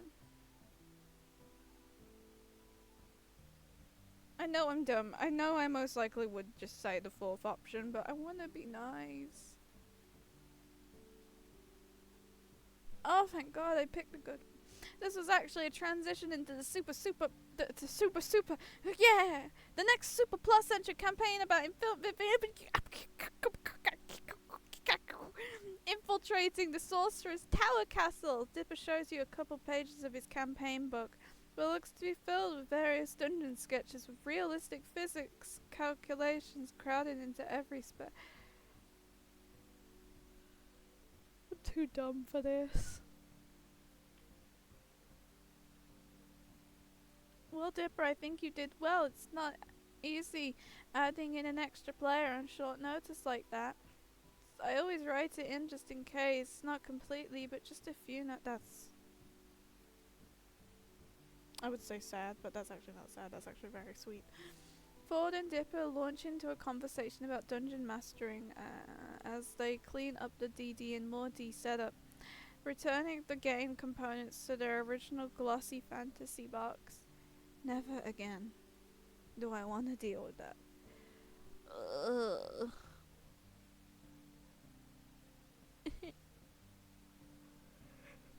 I hated that. I hated that so much.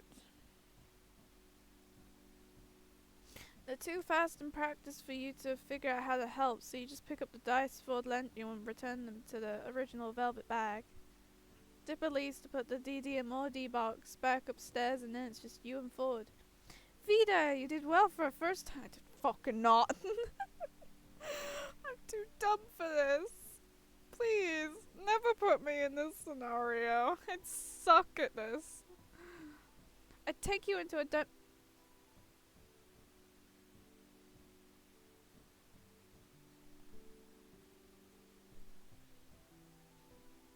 Sorry, I only know what sex dungeons are, and that freaked me out.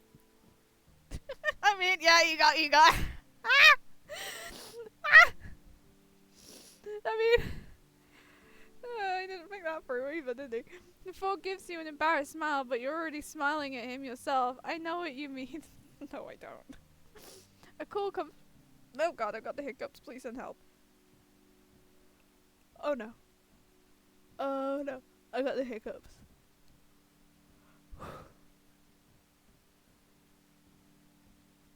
A call comes from the kitchen from what sounds like Stan. Alright. Oh well, I'd talk more, but I'd better see what he needs. Ford moves past you, heading towards the kitchen. You suddenly feel the need to hold on to this moment, like you need to say something. Ford? Yes? Now that he's looking at you again, you don't remember what you were going to say. All you say is, here's your set of dice back. Thanks for letting me use it. Ford chuckles, shaking his head. No, you keep it in case you decide to join us again and torture myself. Again. See you at dinner.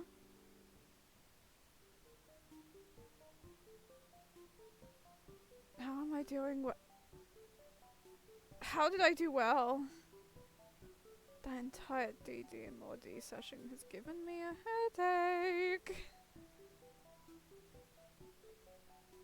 Great companionship. You have now made yourself suffer.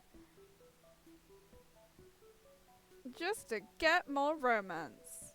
This is not healthy.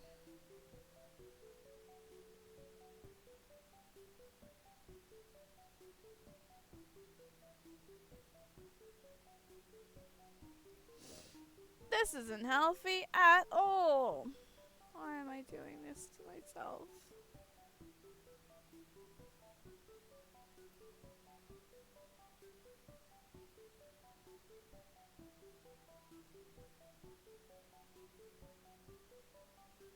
One second.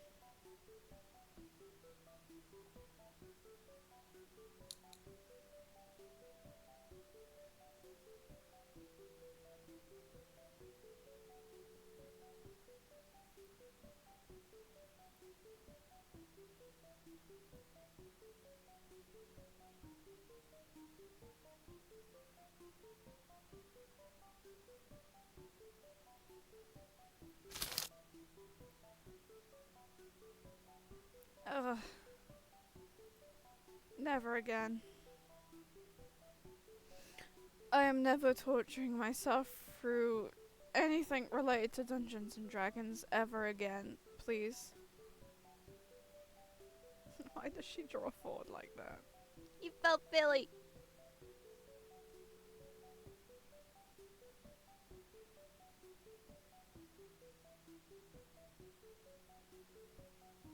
Is the one in the back stand?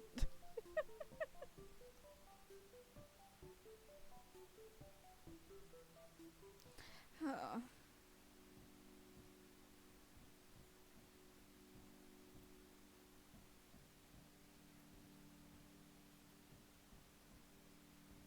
What is that chapter title?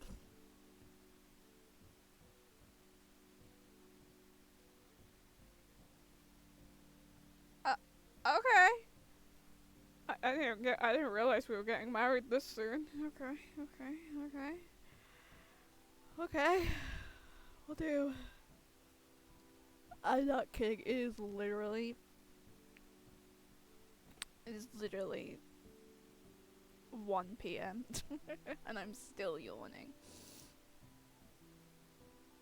I'll do day 3 and then I'll hop off. Someone thumps their fist on the storage room door, stirring you from sleep with a jolt and a thud as you fall off the mattress. Scrambling to your feet, you step over the door and swing it wide open. Aww, what happened? Vida, I need your help. At the moment, you look down to see Waddles swaddled in her arms, wearing a top hat and... Oh! Miss Waddles could have a little wedding with Gompers. Why is Waddles looking so dapper? He does look pretty dashing, doesn't he? Wait, when I hit to dish out compliments, this is emergency.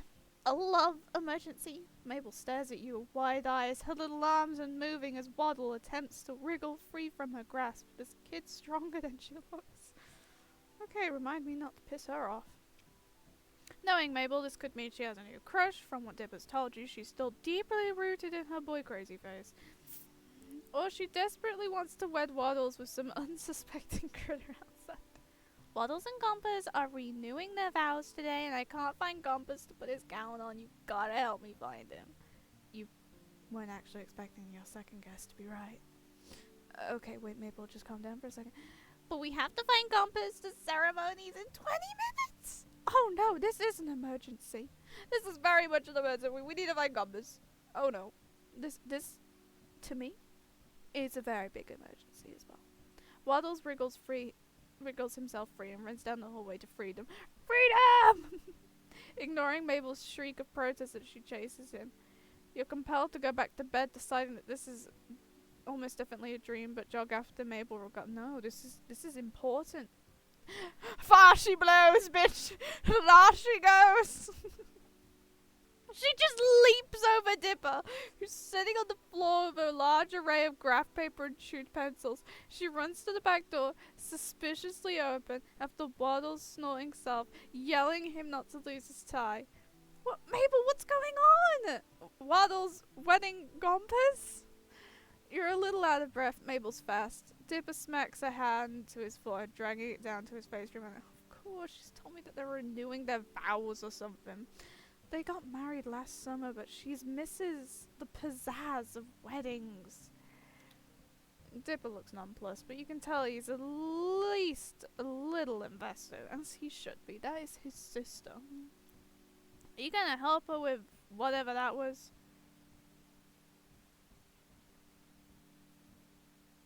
I don't even want to imagine this wedding failing, or this marriage, or the renewing of vows failing, because this is Mabel we're talking about. And with that, you run past him. Ditter, that's his new nickname, Ditter.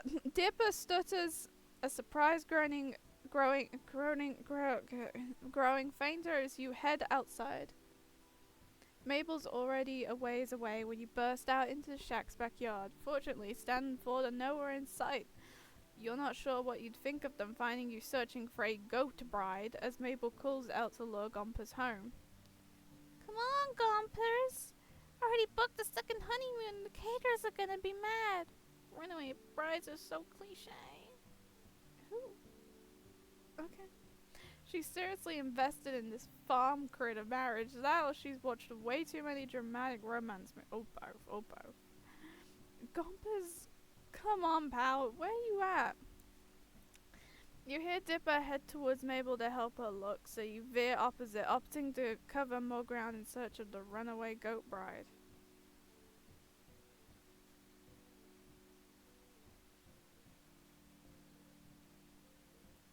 Under the shack.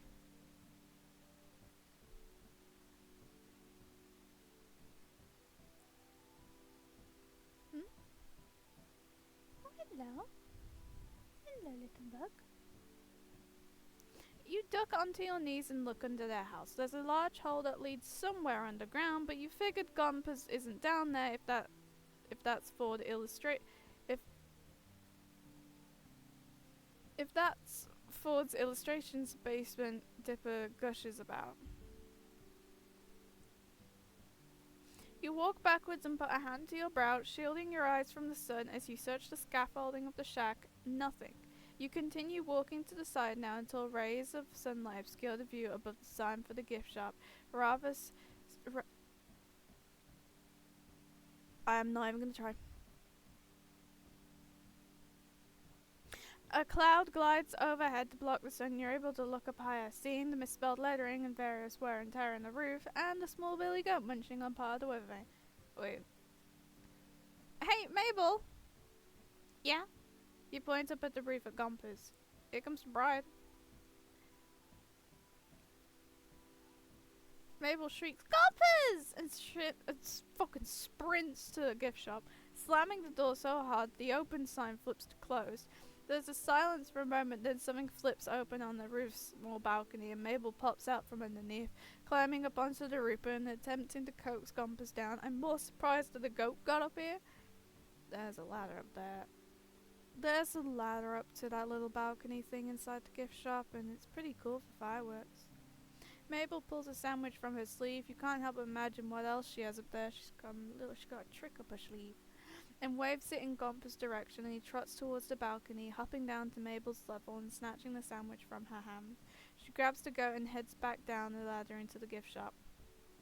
Oh, Gompers, you can't get the pre-wedding jitters anymore. You're already married. You can't get away that easily. Thanks a billion, Vita. You saved the wedding. And with that, Mabel gets to work on wrestling Gompers into his dress, yelling commands to Dipper to grab Waddles, who faithfully didn't get his bow tie dirty when he dashed away earlier, and get everything ready for the most important ceremony in the history of ever. Maybe an exaggeration, but Mabel's excitement is undoubtedly contagious. Oh my god, I keep double clicking. There we go. Okay, once Dip finds Waddles, I think we got everything ready. I am, of course, the Thicca caterer, proud mother, musical guest combo. I am the mother. She's a mother. Dipper's gonna take pictures for my scrapbook. Hey, I never agreed to that. Dipper, please. I've got an officiate.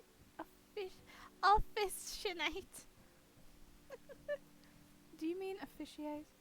See, I'm so busy I can't even talk right now. Please, Dipper. I'll help you with some nerd thing later, I pinky swear. Dipper contemplates this, hand on his chin, mirroring his grunkle forward, of course. As long as you actually do this time, then yeah, I'll take pictures. Mabel jumps up and down with excitement, jostling poor Jumpers, yet his name is Gompers in her arms. Yay, thank you, Dipper, I owe you one. This is what the best brother looks like right here, Vader. Okay, you don't have to do that whole thing again. I'll go back to it. Waddles, get back here. Okay, now that we have that fixed, that means we have— Wait! Sue's left already! My ring bearer's gone. Oh no. What are we gonna do, Gompers? Oh, I can beat him with power. Gompers gives the intelligent answer of Bah! Before chewing on his bridal veil. I could ask her, but I don't know. Gompers chooses the moment to look into Mabel's eyes and bleat at her insistently. Mabel naturally takes this as a sign. A sign from a goat. You're right, of course, this is your special day again. Mabel turns to you with pleading eyes. Hey Vita, could you be the new ring bearer for the ceremony?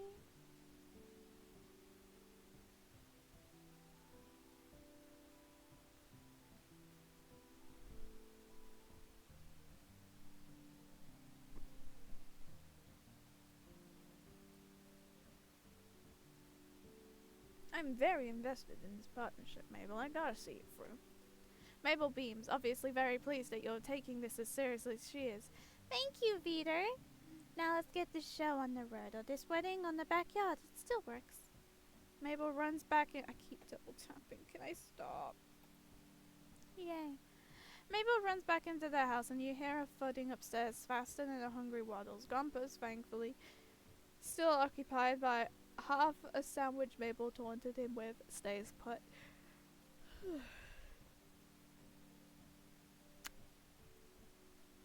comes back soon after with fluffy purple pillow and 2 clear sticks. After snapping the sticks in half, glow sticks. They're glow sticks.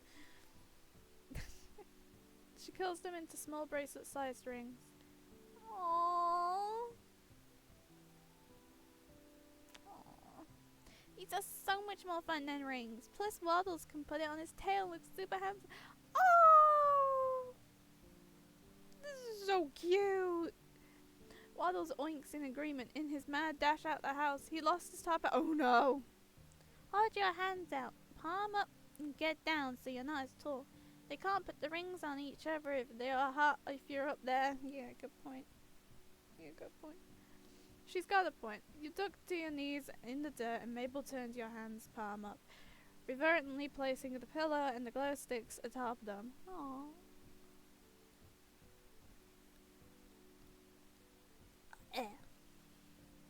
Okay, and Mabel, I'm here with the camera for Vida. Why are you on the ground? You gesture to the happy couple with a wide arc of your arm. They needed a ring bearer? I guess they do. Mabel nods, small hands on her hips. She looks over the wedding scene and mumbles to herself, checking things off a mental checklist. Okay, I think we have— Wait! I forgot the flower petals. I'll be right back. And she's gone again, leaving you alone with a pig groom, goat bride, and 2 glow stick bands of matrimony. Goatrimony, what kind works? You decide not to crack that pun on Dipper, who's examining his disposable camera. He pops the back open and sighs, smacking a hand to his forehead. This one's out of film. It must have been the one Mabel used at Candy's party. He looks at you and shrugs. I'll get going, my spurs. Make sure these 2 don't go anywhere. Mabel will— Well, you know, it's Mabel. You haven't known Mabel as long as Dipper has, but you understand immediately. You're left alone in the backyard of Groom's pig, bride, goat, 2 glow sticks, and a broken disposable camera. While you'd love to say you've absolutely been in this situation before, you unfortunately have not. I really am very happy for you both, Waddles and Gompers. Both animals turn to you nonchalant to their current state of events, but I can't believe Mabel forgot the petal flowers. Jeez. Just as you go to continue the one-sided conversation between human, goat, and pig, you hear 2 voices. Oh no. 2 very familiar— Oh no. Oh no! Oh no! I'm fucked. Fucked I am. Literally or metaphorically, I don't know, but this is Stanford, so I'd take either. Listen, Sixer, if you hadn't gone off about that wobbly junker, the gobblewonker, Stanley, has Dipper never told you? Then you wouldn't have freaked out the kid at the store we needed, and we'd have— oh, I don't know— the stuff to fix my house after you got the car stuck in it. Still my house, and besides, if he was a fisherman, he needed to know. Hi. I'm already on my knees. As you can see, I'm already on my knees, so do the work. Go ahead. I'm already on my knees, so can I just— give me your dick. Give me your dick. Both Stan and Ford round the corner to find you sitting on your heels next to Waddles and Gompers, brandishing a pillow and glow sticks in the dirt. The three of you stare at each other in silence. Listen, Stan and Ford, I'm already on my knees. Just give me your dick. Mabel needed a ring bearer for the wedding. It's at that moment that Mabel kicks down the door. The back door specifically. It runs to your side and throws roses petals atop your head. Ta-da! You blow a rose petal off the tip of your nose and grin at Mabel. I think our bride and groom are ready to renew their vows, aren't they? I don't know how to speak English. Mabel nods empathetically at you before turning to your grumples. Yep, they're now grumples. Grunkles, lighting up a 100-watt smile. Yes, Grunkle Stan, Grunkle Ford, you guys just got back on time. And just like that, Mabel pushes Stan and Ford towards you, tugs their hands so they sit across from you. Stan complains about his knees, and Ford asks Dipper exactly why the pig and goat of a child. Oh yeah, he wasn't there. Fits with what you know about both at this point. Mabel makes way with the wedding and you sit cross-legged. The pillow and glow stick rings on your lap. Every so often, Mabel stifles a theatrical sob, wiping a very real tear from her eye before she turns to you for the rings. Oh, Mabel, how should the betrothed wear their rings since they don't really have fingers? Just put them on where you think is best.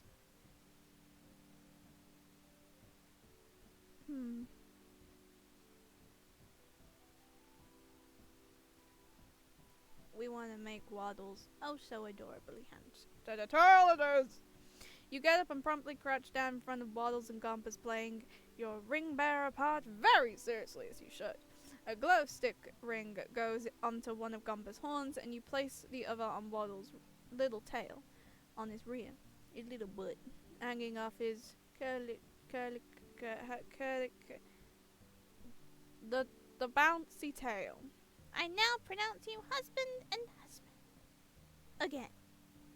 You may now Kiss the goat. Waddle sniffs at Gompers and snorts. That definitely counts. Dipper reappears with a new camera and Mabel throws more petals at him. A few get stuck in his fluffy hat and he rolls his eyes but retaliates by taking a very close-up picture. The flash temporarily blinding her. Hey! Save the film for the renewedly weds. Yeah. I need plenty of pictures for my scrapbook. You do know you owe me a new camera for this, Mabel. He sounds annoyed, but his fond sibling gives him away. But what the fuck? His fond sibling smile gives him away, and he starts taking pictures of the happy couple. Getting odd angles as Mabel pushes them into silly poses. You step away from the scene and go back to head into the house, being a ring bearer's thirsty work. Yes, it is. But Stanford, no! I forgot they were there. Stanford, stop you before you make it to the door. Hey Vita, thanks for playing along with Mabel with the whole wedding thing. We're both glad you're willing to entertain her whenever we're gone. She didn't make you do it, did you? Aww. Look at him. Look at Stan. He's got the bodybuild of a peach right now.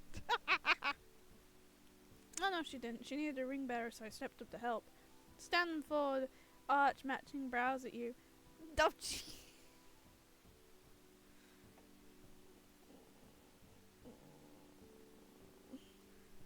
hello.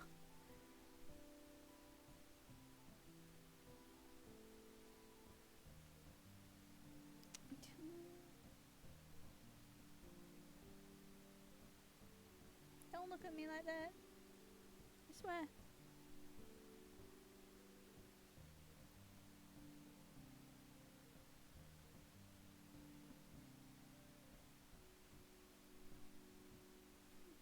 Yeah, I mean, I am outside, so why not? I just forgot my hand existed. Stanford arch matching brows at you. I'm very invested in this marriage of a goat and pig, I know. The three of you laugh and Stan pats your shoulder. Ford gives you a warm smile. Well, I'm glad you're as into all of that as she is. Thank you for that. Yeah, kid, as nice as you to be, nice to her. Yeah. Ford takes a step forward on the patio, peering down at you for his his glasses are clackling. His cracked glasses. You'd be somewhat intimidated if it wasn't for the fact that he's... You blushing? He's blushing. Oh my god, he's blushing. I appreciate that you occupied the kids for Stanley and I while we were out. Both of them seemed to like being around. Like you being around. You grin at him with a shrug. It's no problem. They're fun to hang out with, even if I'm gonna have some strange photos in Mabel's scrapbook by the end of it. Ford smiles, sweet and almost kind. It's your turn to turn red when he looks at you like that. As I fucking should! Well, if you excuse me, I've got, things To get back to it, yes. He walks past you and into the house, Stan following soon after. Oh, even Stan knows! Oh, God, I'm fucked. Oh, even Stan knows! Oh, we fucked. Stan elbows Ford and it looks like he mutters something to him, but you can't hear what it is. Whatever he said, Ford looks scandalized. Oh, yeah, he knows. Hey, Vita, you're gonna miss the party. We got popsicles. Ooh, popsicles? Gimme. I call the red ones. Oh, they like strawberry. Pineapple are mine. But the pineapple ones are the best ones! I'm not a big fan of pineapple. They're slightly acidic. Mabel and Stan wrestle over a yellow popsicle. Why can't you just have one each? Aren't there multiple? While Dipper contentedly unwraps a red one, holding it above his head and out of Gumper's way. Ford gingerly picks up a purple ice pop and leaves the ice chest open for you to grab one as well. While Stan and Mabel aren't looking, you hide the pineapple popsicles at the bottom of the chest. I'm evil. Dipper sees and starts laughing, but does I'm evil. They're a strange bunch, but two sets of pine twins. But they're certainly making your summer a lot more exciting as you stay as you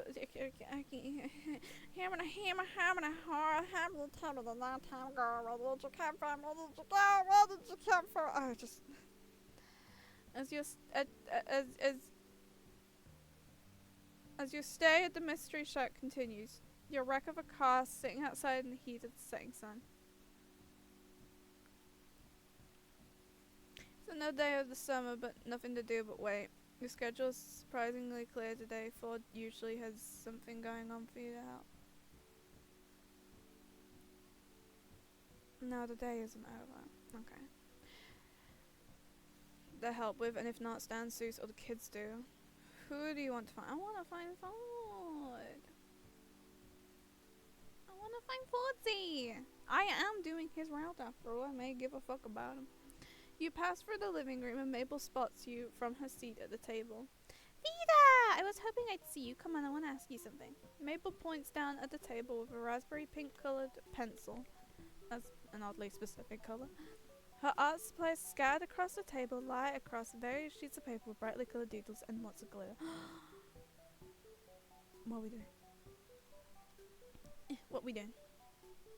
You see a drawing that looks like a cross between Barney and Barney and Godzilla, a page full of puppies, and a page with a drawing that kind of looks like you. Is that Ford or Stan? Mabel's not finished yet, but the telltale jawline gives it away. That's Ford. Aww, she already likes it. You sit down at the table across from Mabel and suddenly get the same feeling you'd get at a job interview. It's intensified when she pushes her organized chaos of papers aside and steeples her fingers over the table surface. Vida, I'll be frank. I don't like that she's staring at me like that. Vida, I'll be frank. I've been trying to match. Oh! Oh. Okay. I've been trying to find a match for my grunkles for a while, but I've never seemed to get their matches made. Sorry, a match? But then it's like you were pulled from thin air, attracted to the shack by a magnet of love. It was a sign, and this week just made the chemistry you share with him obvious. You know what I'm talking about, right? I love how that's the only option. I feel like if I had actually interacted with Stan as well as Ford at the same time, there would probably be multiple options, but I've only been acting. Ford. Yes! Yes. Uncle Ford's great with family, but he's still guarded. You're the first new person I've actually seen him get interested in. Maybe if you get to know him, he'll see that social interactions aren't so hard, and maybe love was on his horizon all along. Love that. That's a jump to say the least. And anyway, though you had the chance to share some quality time with Ford, you still feel like there's a huge part of his story that you're missing. How much do you even know about him anyway, and why do you want to know so much more? Mabel, Ford and I haven't spent all that much time together. Sure, we've shared a couple adventures, but nothing. Adventures are the perfect bonding material. I know that firsthand. But you know what would really get this chemistry going? Talking to him? No, what? No. I'm thinking something more romantic. Hold on, I'm getting an idea. I'll get everything ready. Vida, you're just focusing on falling. You just focus on falling completely and utterly love. Matchmaker Mabel is back in game. The last time you did this, you used a fucking potion.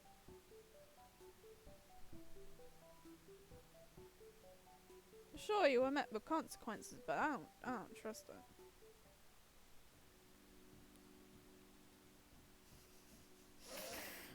Oh god. Oh god, he's been listening. I swear, I didn't intend this. I didn't intend this, boy. I promise I didn't mean it. I swear I didn't mean it. Just as you exit the talk of Mabel, you run into Dipper right outside the living room, and it doesn't seem like an accident either. His arms are crossed and he's looking at you dubiously. So I heard Mabel's plan. How could I just left the room? Yeah, well, word travels fast and Mabel sends out mass update text. Oh god. His defensive posture softens a bit. I love how he just stands like a pencil. Just tell me one thing. I know my grunkles can look after themselves, but can you promise me you won't hurt Grunkle Ford? You can trust Ford. No, you can trust me. You should trust everyone. Well, everyone that's nice to you, that doesn't have ulterior motives.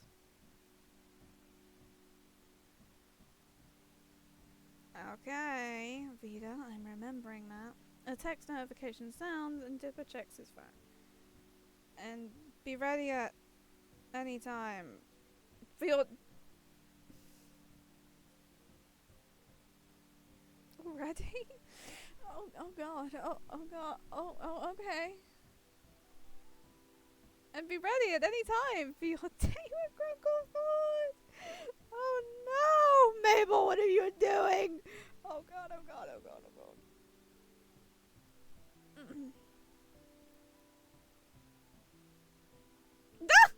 Dipper, that's just mean. That's mean, Dipper. This feels awkward enough, no offense, Vida. It's just my Grunkle Ford actually going on a date.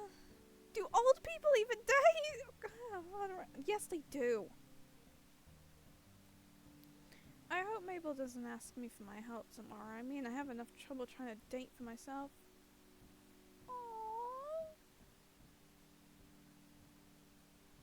Aww, don't worry.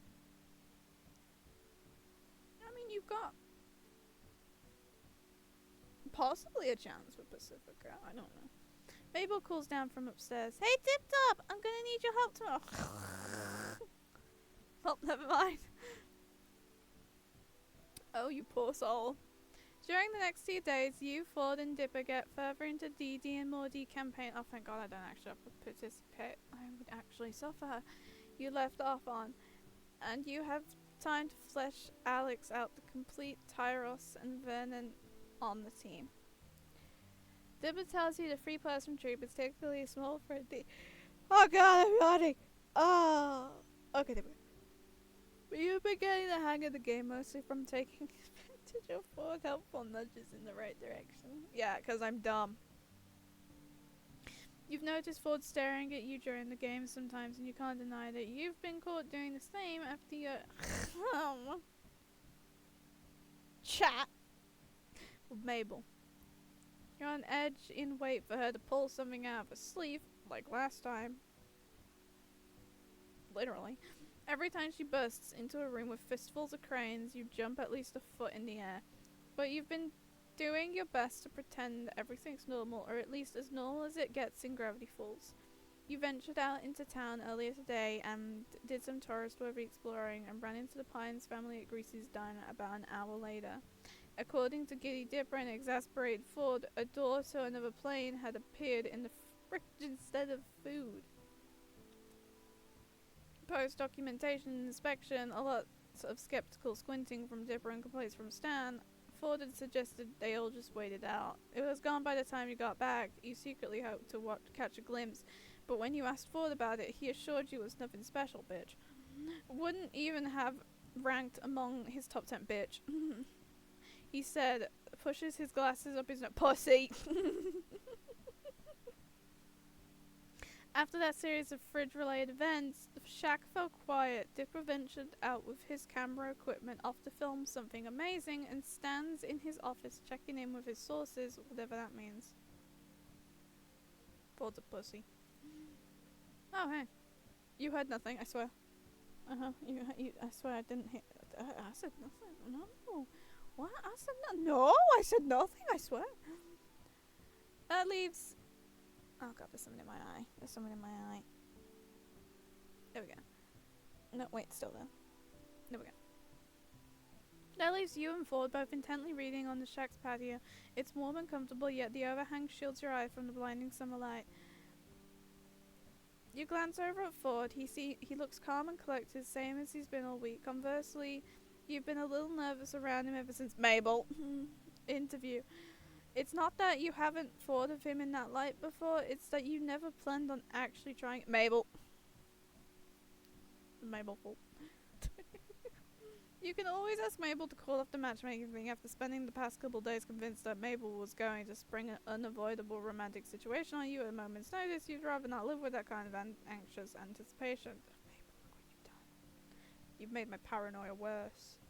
You settle back into your book, a paperback Ford lent you. It's a jargon-heavy sci-fi with an abstract cover that you probably would have overlooked on a bookshelf, and you think you're about to see the first glimpse of a plot after a 3-chapter introduction.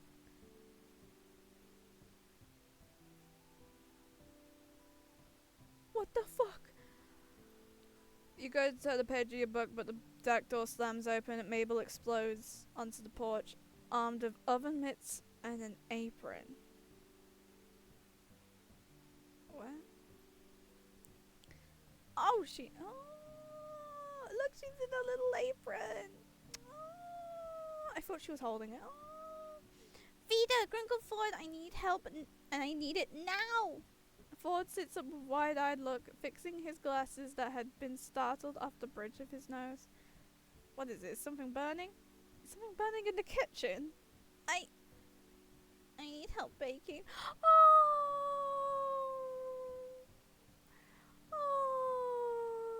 No, I was joking at the start of the stream. I don't hate these kids. I love them. They're so cute and adorable. I want to protect them with my life. They're precious. They're precious little children. I love them. I'm gonna wiggle these stars around to prove it. There we go. Wiggle, wiggle, wiggle, wiggle. Wiggle, wiggle, wiggle, wiggle, wiggle, wiggle, wiggle. Wiggle, wiggle, wiggle. Ford relaxes enough to leave a bookmark in his dog-eared novel and close it, but looks to Mabel with an air of bewilderment. I am not even going to attempt to pronounce that.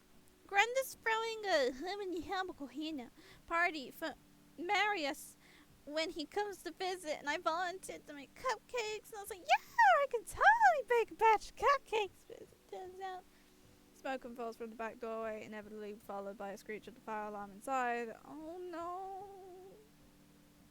No, it's okay, Mabel. I can't. Oh, Mabel. Oh, this precious little child, I swear. Oh, this poor precious little child. I'm moving my mic around 1 second. There we go. This poor precious child. Mabel rushes back into the house, you and Ford coming close after. You reach the door in time to see Ford, unruffled, Drag a chair over to the smoke detector and disable it as easy as flipping a light switch. Oh god, what the fuck was that? As for smoke, you go straight for the kitchen window and open it, fanning the smoke out of the house. Mabel looks guiltily at you both, attempting to waft the smoke out with her. Oh, don't! No! No! No! Don't be upset! No! No! Don't be. Oh. Now that you really look at her, you notice there's flour on her sweater and the kitchen floor, the kitchen counter, leading to one lopsided bag of flour surrounded by a similar mess of ingredients. Oh. She tried! She tried.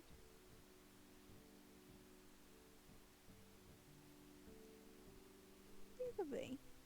Looks like you could use a hand, Mabel. Why didn't you ask us for help much sooner? I'm sorry, Grunkle Ford. I just wanted to make them myself. She wilts under exasperated despair, as you should be. But I need these cupcakes, and I need your help. She points at Ford. And your help. Mabel then moves her finger to you. Oh dear. Both of you absolutely need to help me with this. She looks between the two of you with those Mabel patented puppy dog eyes, and whatever will you had left resist crumbles immediately. You pat her shoulder reassuringly. It's alright, Mabel. Baking is a difficult art, and even professionals have off days, and I think adult supervision might be good right now. Mabel nods, looking between you and Ford.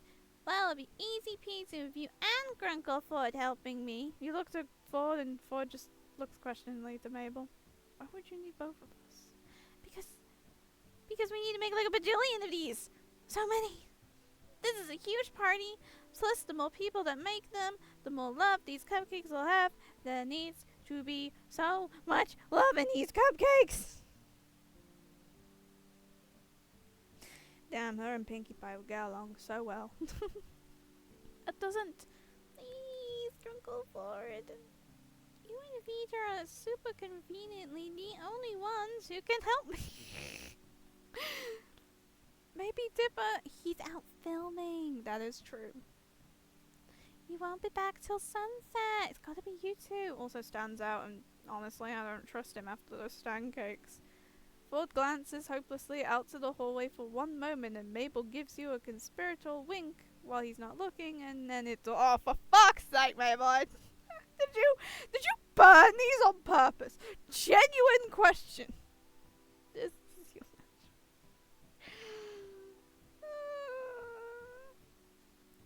Or is it just the oven? I don't know. Well, please, Grunkle Ford. Vida is already gonna help. Right, Vida? Yes, that is what I want. Heart picking up its pace, you hazard a look to Ford to find him looking oddly contemplative now compared to before. He looks to you for a fleeting moment. You catch out the corner of your eye his attention's back on Mabel by the time you register it, and Ford nods at her. Alright, what do we need to do? Yes! Okay, first rule in baking, wear an apron. There's never a wrong time to make a fashion statement. She's got a point, I say, as I have never worn an apron. Maple, yes, her name is now Maple. Maple now holds two aprons out, one scarlet red and the other white. You have absolutely no idea when Maple even retrieved these aprons in the first place, but she's already picked who gets which one. The red apron is tossed to you, and the white one is thrown to Ford. Put it on, look down at yourself, and read an upside down "Bird, baby, bird" printed across your chest with a picture of a fiery grill. Beneath it, vaguely, it smells like a little like burning.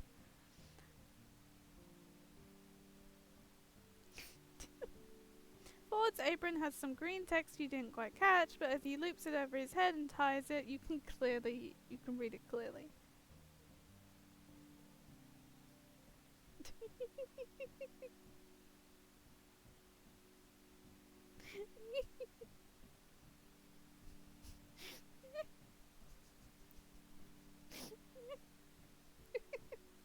My upper oven is a Bunsen oven. Okay. Okay, that's really smart. That's really fucking smart, Mabel.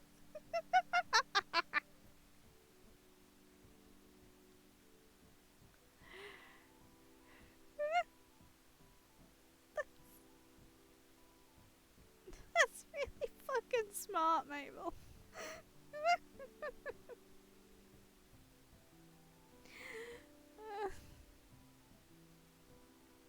Is that third option flirting? I don't understand. One second.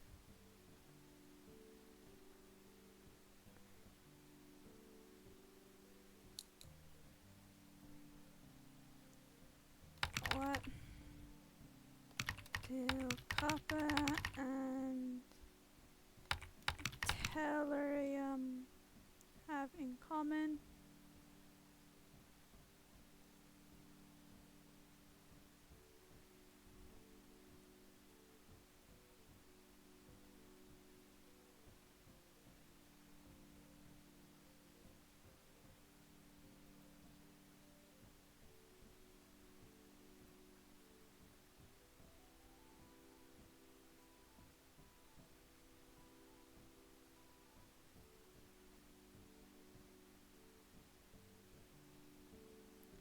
Oh, I had to find the answer on Reddit for that. Oh, I had to find the answer on Reddit because someone made that exact same. There's a fucking subreddit called r/pickup lines, and I found it there. Are you made of copper and tellurium? And the answer is because you are a cutie. That is actually very smart. You know what? I'm going back to my answer. I already clicked that originally. I just needed to know what the fuck the answer was. It only takes a second for Ford to flush pink with understanding, fiddling with the hem of his apron. That's a very nice.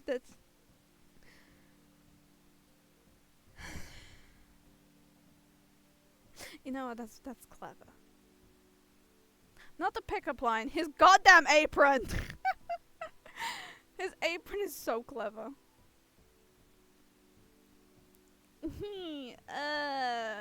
Okay, Mabel, what's our next step? The second rule in baking is to know your recipe. It's got everything. The ingredients, the instructions, the temperature. Ford looks to the counter and picks up a piece of paper. You can guess it's the recipe, judging by the frilly looking photo of a free-tiered cake on the back. He scans over the ingredients focused. And the third rule in baking is to forget your recipe. Because that's only if rule 2 doesn't work out. How we looking, Uncle Ford? I was worried we'd be short on sugar, but I think we'll make it. Are you switching recipes, Mabel? There's ingredients listed here that aren't already on the counter. Mabel laughs loudly and attempts to clap Ford on his shoulder. She only manages to reach his elbow, and you suddenly suspect that whatever baked good Mabel had burned in the oven earlier was a fabricated failure. This bitch did it on purpose. You glance at the stovetop. The open box of store-bought cookies sitting on top confirms your suspicion. Oh, Uncle Ford, you tell the best jokes. Bitch, you were baking store-bought cookies! That wasn't a joke. Oh, look, we need flour. I already have that out. Next! Ford reads the list of ingredients aloud, and Mabel darts around the kitchen, gathering them as he calls them out. I am hungry, and give me snacky. Give me snackles. There we go.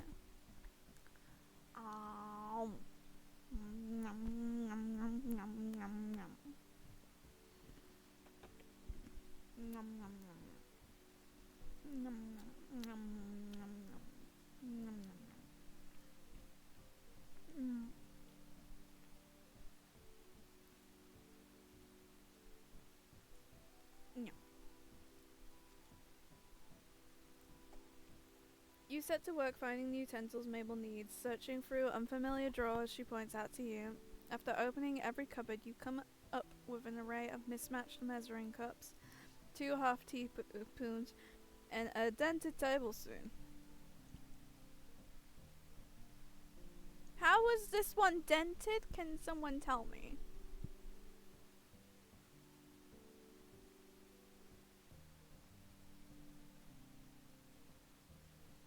Ow.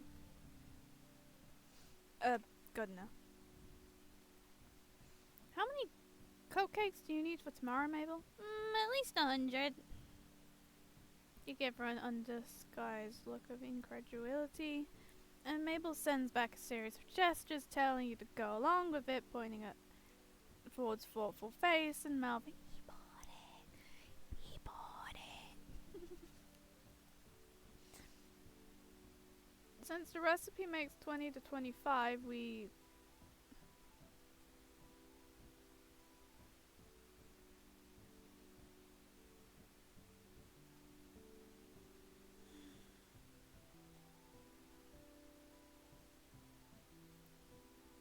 Quintuple. Okay, I was right.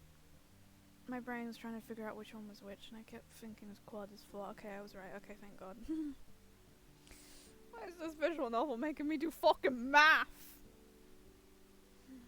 Exactly what I was thinking. If we play our cards right, we can get an exact 120, making full use of the cupcake pan each time. You're bewildered that Ford doesn't question quantities. Instead, he's starting to factor in how many acceptable cupcake pans. You know what? 120 cupcakes? I'd eat that. You can find in the cupboards, grumbling as he searches through the clangs and dull thuds of other bakeware. Ugh. When is the last time Stanley... Ah, there they are. Looks like we have one that's rusted and one that hasn't. We don't get the pan that's already in the oven. We can manage to clean it. No, definitely uncleanable. It's totally burned. Batter everywhere. Vita, can you? Mabel makes gestures to dispose evidence of her baking quote-unquote failure, and you wince but nod. Seizing your chance while Ford's back is turned, you open the oven, grab whatever's inside of the ovenette, and rush outside to drop it in the trash can midway around the shack. Turns out to be a couple store-bought cookies dropped in a muffin pan and left to burn to a crisp. You shake the cookies out into the trash, leaving you with a still hot but perfectly servable pan. Oh, Jesus Christ.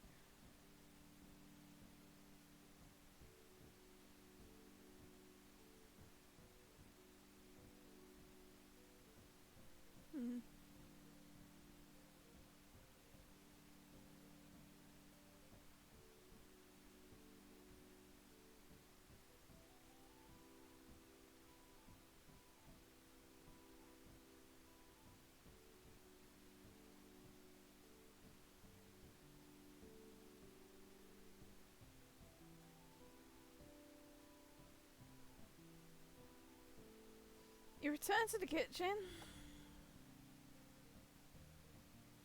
The pan was definitely not salvageable, completely toast. Ford chuckles in him when he turns back to the recipe. Mabel gives you a winning smile and 2 thumbs up.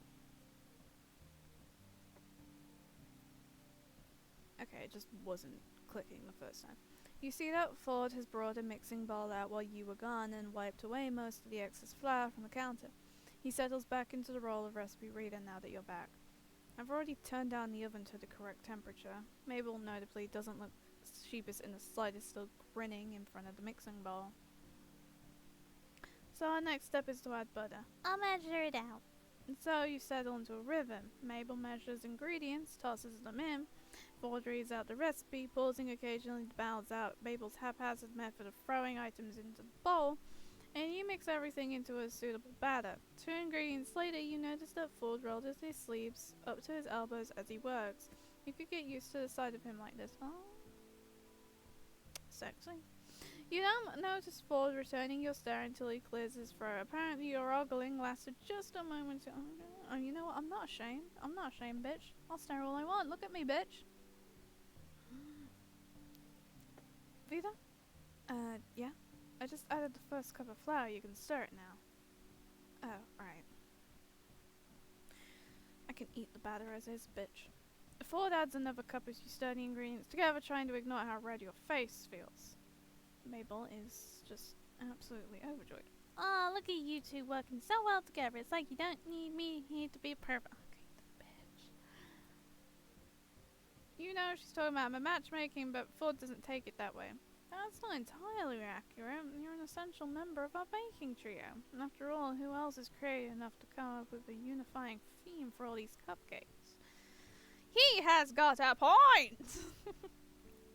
You're right. I hadn't even thought about that yet. Mabel's standing on a chair next to Ford to reach the counter, hops up and sits at the edge of the counter. What? Lovey-dovey or lovey-dovey?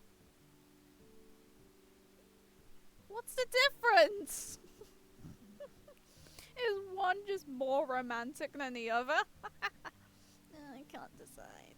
While Mabel works it out with her creative genius of romantic or more romantic, Ford scoops out the last cup of flour, going to wipe the excess back into the bag with his finger. I can't read English, and despite the fact that I am British.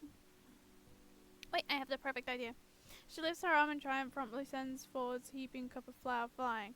Ford fumbles to catch it, but ultimately fails, and the cup, along with the bag, fall into the mixing bowl, sending a mushroom cloud of flour onto your faces. Flour cakes Ford's glasses, along with his nose, cheeks, and forehead, and the front of his head, to the point where the colour is indistinguishable from his usual streak.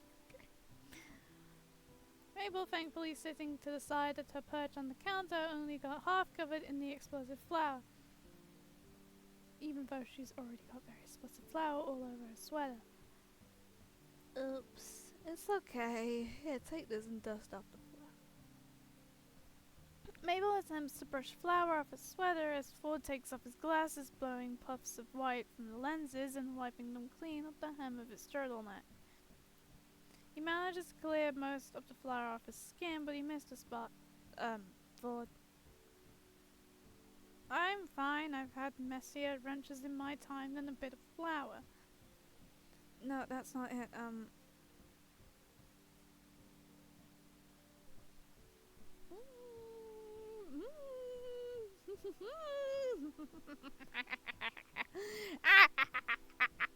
We're gonna do it.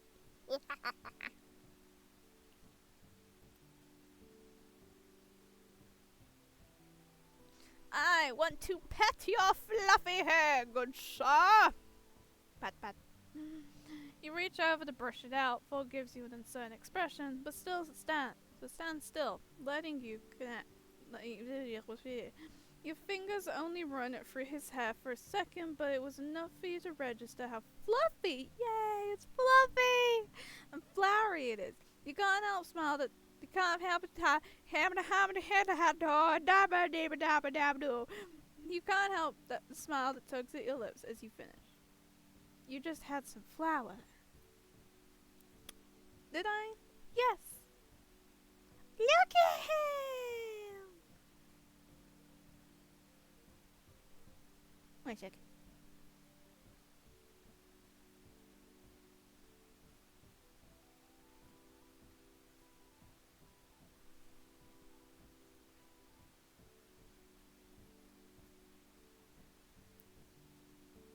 Perfection. Mabel has stopped dusting herself off and is now looking between you and Ford with such anticipation that you're getting self-conscious under her attention. Ford seems to notice too, because he takes an unnecessary step back and awkwardly clears his throat. Right, flour, mistake, let's fix it. The three of you take a moment to stare at the disaster zone on the counter. It looks like the only thing we can do now is guess how much flour was added and scale the amounts of the rest of the ingredients to match it. I was going to start over. A waste of ingredients! But that's a brilliant idea. Let's do it! Mabel, do you have enough bowl for this operation? Good thing I found this mega big bowl for mixing. Mabel presents a vessel more akin to a tub, but then a mixing bowl. It's clean though and fully transfers to... Jesus Christ. Good call. Are you secretly a psychic? How big is this goddamn bowl? No, it's just a little thing I like to call the power of Mabel. Pulling random shit out of my sleeve. She does exaggerated jazz hands, shaking more flour off in the process. The three of you laugh before beginning the post-flour mission. Due to the mishap, you now need 4 times the amount of ingredients to match the flour that got dumped into the bowl. An inconvenience, but not impossible. As you measure out more sugar, you spot forward adding to the bowl by cracking 2 eggs at a time in each hand. Fucking show off. The kitchen is quiet during the bustle of measuring, adding, and remixing ingredients, but after a couple of minutes, Mabel sighs because there's no lovey-dovey happening. What's up, Mabel? I don't know. It feels silly to talk about. Nothing is too silly. Well, that's a broad statement, but the point is we're willing to listen. Well, Grinder and Marius are throwing this party on Marius's yacht. What the fuck? You have no idea who either of these two people are, but play along for Mabel's sake, the fact that they are real, and the fact that he has a fucking yacht. Yeah? They're really getting into that romance zone, and Grundy even told me they kissed. Oh, Jesus Christ. Well, goddamn. Congrats. Ford only gives this a mild acknowledgement, so you have to amp up the reaction zone. They did not. They did not!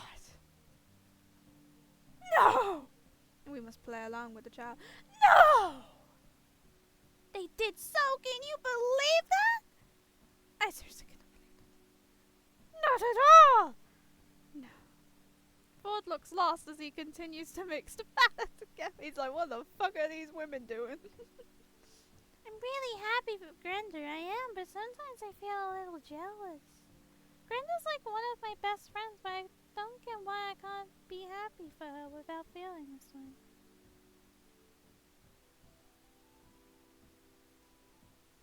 Everyone feels like that, you know? Everyone. All you can do is try your best to stay positive for her, even if you're feeling a little bitter inside.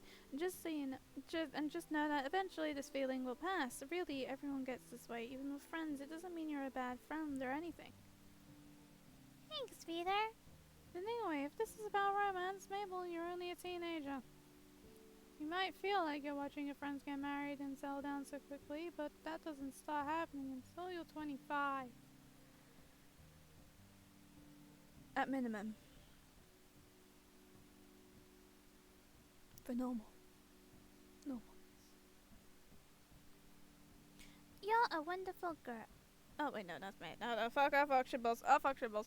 You're a wonderful girl. You're smart, pretty, and you can probably make a mean batch of cupcakes. Now, I know that whoever you end up loving will be lucky to have you, and that perfect relationship will come your way. No. Give her pets. Pat her head. Mabel seems to brighten, and she smiles at you gratefully. Then she looks thoughtful. This bitch. Getting married. I wonder when someone I know will get married. She's non-specific, but Ford pointedly coughs into his film. Why you acknowledge yourself in a time like this, good sir? Suspicious. Can I get my skepticals? Wait! We need to make these cupcakes extra special before we can bake them.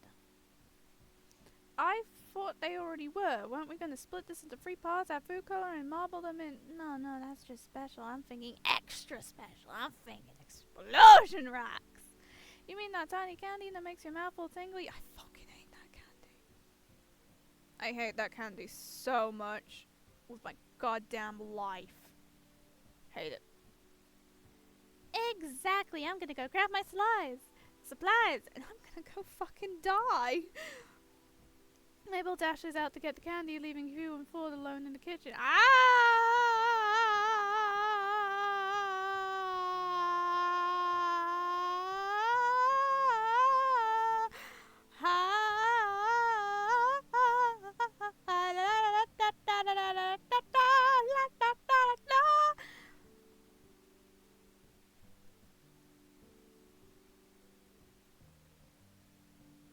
I wasn't expecting that.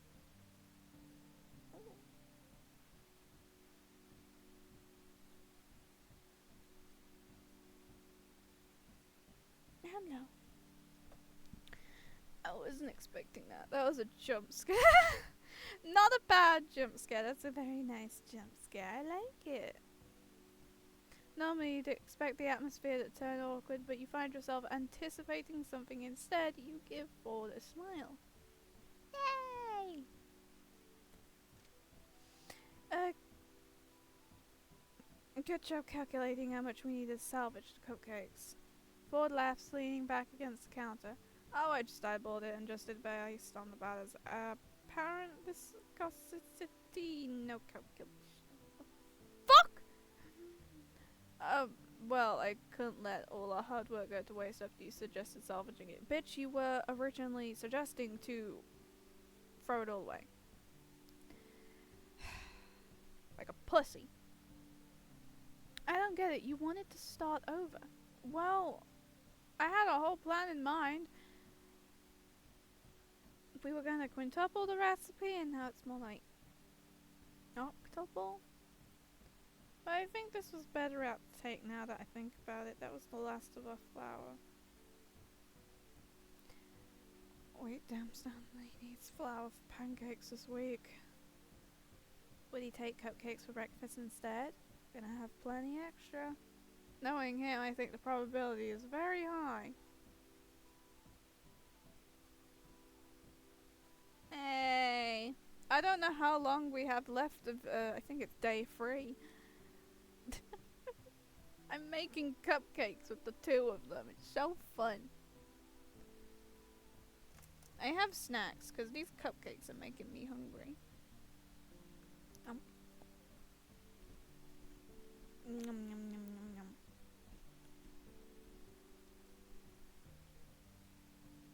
No, I didn't, I swear, I didn't. I didn't lie. No! No, I'm being serious. I'm not lying, I swear, Judge. I swear on my life, Judge. I have only, out of everyone, I have only touched Ford. I swear. I touched his hair. I touched Ford's hair. It's very fluffy. There was flour on it. You're about to say something else, leaning in to continue the conversation, when Mabel re-enters the room. She's carrying a cardboard box stuffed to the brim with bright packets of explosion rocks. I want to touch your hairy heart. I'm back! Alright, let's get these puppies in and make some cupcake magic! You and Ford start helping Mabel decant the explosion rocks into the batter. Ford glances at you as you shake the last packet into the bowl. I am yum yum yum yum yum. Yum yum yum yum yum. Good. The both of you know that the consumers of these cupcakes will get an unpleasant surprise from them exploding in their mouths, especially since the multicolored candy makes the batter look like an unassuming funfetti cupcake. Then it's time to split the batter and marble them in the pan, and the 3 colours Mabel chose are deep purple, blue and pink, which she says ties in perfectly with her theme. For a fucking yacht. Still confused about that. So are you gonna tell us what the theme is yet? Nope, let's get these in the oven! Wow, I can't even know the fucking theme. Ford picks up the pan and sticks it into the oven to bake. There's still plenty of batter in the mixing bowl. You barely skim the surface of the first batch. You and Ford share another look. Alright, it's time for the best part, frosting. What kind do we have? That's the genuine question that we need to know. It's not what kind do we have, it's what kind are we making. The theme is no, don't touch me. Yeah, the entire theme is the no square. Mabel presents another recipe card. Oh jeez. Thankfully, the frosting is far easier to make than the batter. By the time you and Mabel separate the sugary results into a few different bowls of colouring, the first batch of cupcakes came out of the oven 10 minutes ago and have cooled down on the counter. As Mabel puts it, they're ready to be Mabel-fied. Ford grins at her as he starts dyeing a ball of icing bright pink. Decorating the cupcakes is by far the most fun part of the afternoon. The three of you sit around the kitchen table. Mabel purposely sits you and Ford next to each other while she takes the remaining spot, and you use different frosting tips to make designs on all of the cupcakes. Mother of God. At least this is much more easier to decipher than the goddamn DD and more D session that I had with Ford and Dipper on the last day. You are sus. I'm not. I am only suspicious when it comes to Ford and Stanley. Because they saw me kneeling on the ground one time. They could have easily, the grunkles, they could have easily just let me suck them off. But no, they didn't. Disappointing. When it comes to these poor No! No, it's not the children, I swear! No, think of the children! Mabel had finally revealed her theme to be outer space because space is full of romance, and this way I can say their compatibility is out of this world. So the three of you cover marbled cupcakes in galaxy-worthy combinations of coloured frosting.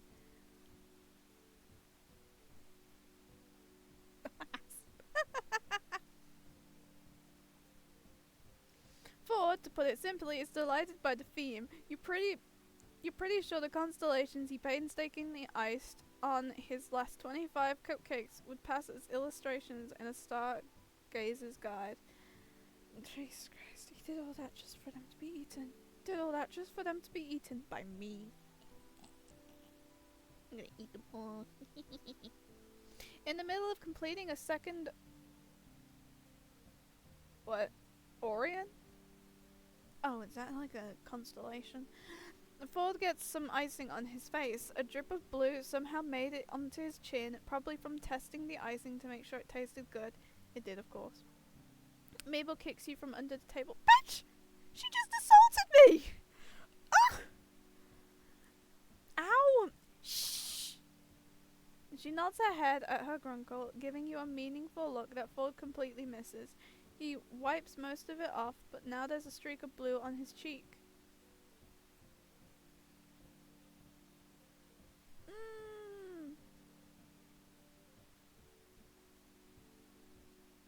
Now it's revenge for the Squammy. Oh, we can even wipe it off for him and smear it with your finger. I'm gonna wipe it off. Mabel watches you both expectantly, but you aren't sure how you have the guts to do what she really wants to have happen.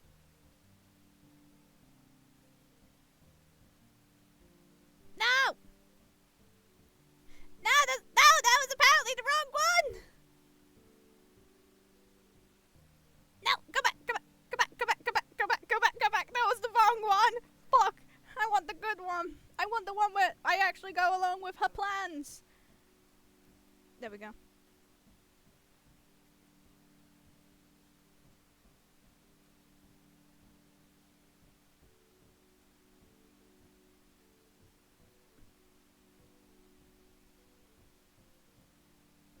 Wait, is this also a bad one?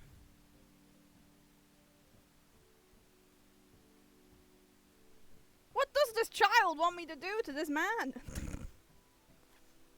I think she wants you to kiss it off. Oh!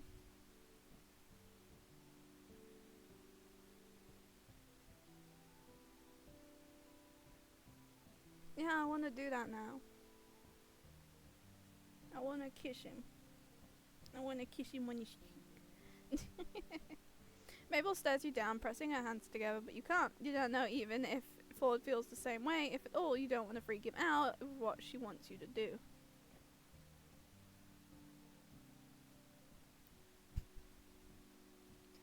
No! No, to the fucking grunkle! Yes, because Mabel is now a man. Yes, Mabel is now a man now, apparently. I meant the grunkle, you fucking idiot. Can't get the icing to waste. Oh shit, I missed. I keep double clicking. What? You swipe your finger across his cheek and quickly stick it in your mouth. Oh, that's close enough. This is like indirect kissing, if not indirectly licking. Hey, it's 2035. Mabel can be whatever she wants to be. No, you're right. But I meant like, she's not a grown-ass person. And quickly stick it in your mouth, sucking the eyes. Okay, yeah, so it's like indirectly I'm sucking this man off. I'm indirectly sucking Ford off.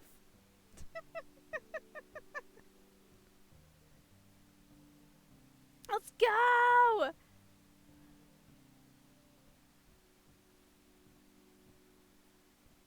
I'm indirectly sucking Ford off! Bro is trying to soak face and face! Hey! It tastes great. What? The icing or his cum?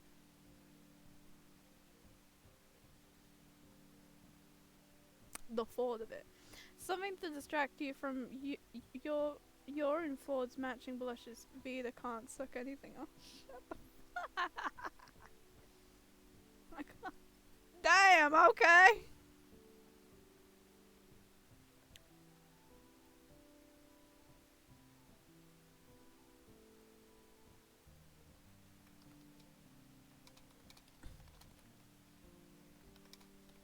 I just fucking annihilated.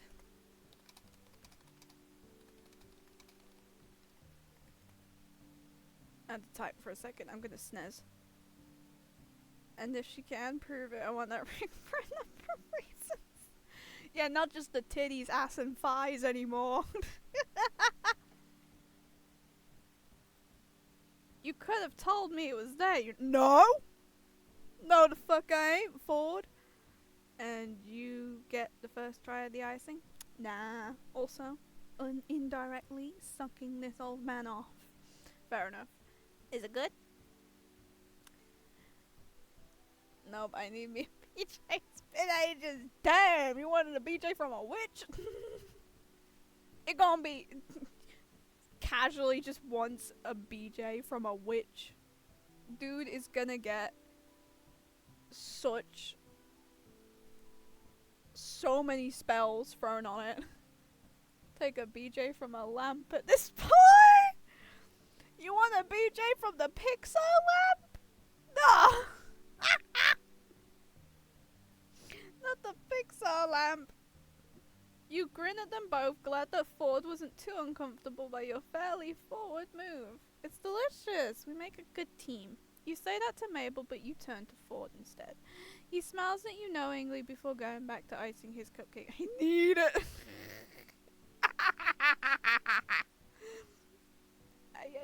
You need like hypnotic vibes. Woo, you need to get sucked off by the Pixar lamp. The lamp be fitted bouncing on eye instead of me. Eventually the three of you finish decorating over 100 cupcakes. Looking at them all lined up on the counter, you can really see the decline in quality. As you, Ford, and Mabel got worn out, the last few have frosting in solid colours with just a handful of star-shaped sprinkles on top. I can't believe we're finally done. Yes, and I can't believe I'm saying this, but I think I've had enough of the night sky to last me the rest of the week.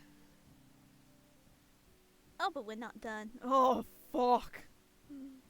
Mabel says about as peppy as she has all day, even though she must be as tired as you and Ford. There's just one last thing to do. Clean up, because we've made a huge mess here. No, Grunkle Ford. More important than that, more urgent, more desperately needed. Ford looks perplexed. What could that be? The glitter. Mabel proceeds to then pull out a sizable tub of blue edible glitter that had been sitting at the back corner of the counter for, you're guessing, the whole afternoon you'd been in here. Unscrewing the lid reveals its shiny, shiny particles. She's gay! She's gay! I am so proud of you, Mabel, for coming out as lesbian. Let's go! Each of you grab handfuls of glitter, sprinkling liberally.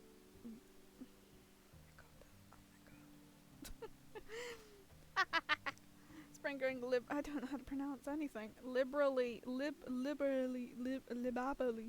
over each cupcake. The only person who seems to be hesitating is Ford, who keeps stopping to attempt glitter gradients in order to keep his icing work clear of glitter. Aww. Hey, got me glitter. Look at my man boots and my booty. Are you okay? Okay. Mabel always comes in after him though and fills in the blanks so that the whole thing sparkles. Soon enough the tub is left nearly empty. Great, all those are for the party. My ass is bigger than Venus. Except this one's for Dipper, this one's for Grunkle Stan, this one's for Waddles. Mabel puts the exceptions aside and in the end the three of you grab a cupcake each as a reward for the afternoon's hard work. You tap them together in a pseudo toast and absolutely devour them. The cupcake tastes odd, but that's what makes it amazing. It's probably the explosion rocks. I fucking hate those things. I hate pop rocks. Ugh. You can detect the faint spice of love and adoration. Your gremlin laugh sounds like a quiet witch laugh. It works. A good, if not perfect, cupcake. The remaining cupcakes are strategically fitted into the pantry among the cheese boodles and various other snack foods ready to be brought to the party tomorrow afternoon. Mabel stretches and yawns dramatically before grabbing the plate of cupcakes that had been set aside. Well, I better get these over to the boys. You know how Grunkle Stan gets when he smells something cooking and doesn't get a taste. You're not quite sure you do, but Ford nods knowingly, so it must be true. Anyway, I'll leave you two, but love the.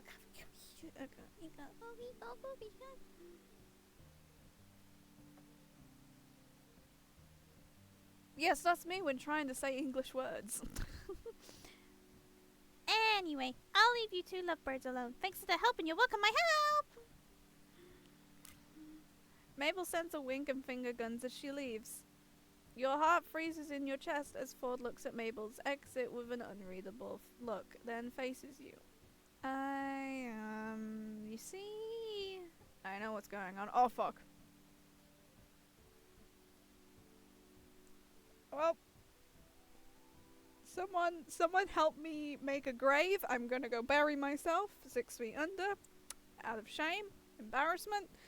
He's caught on. I repeat, he's caught on. This isn't. Oh no.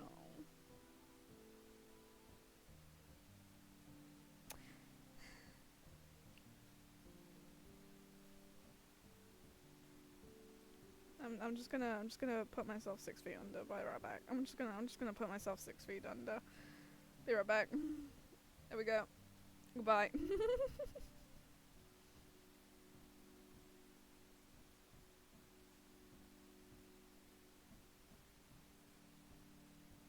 This is very embarrassing.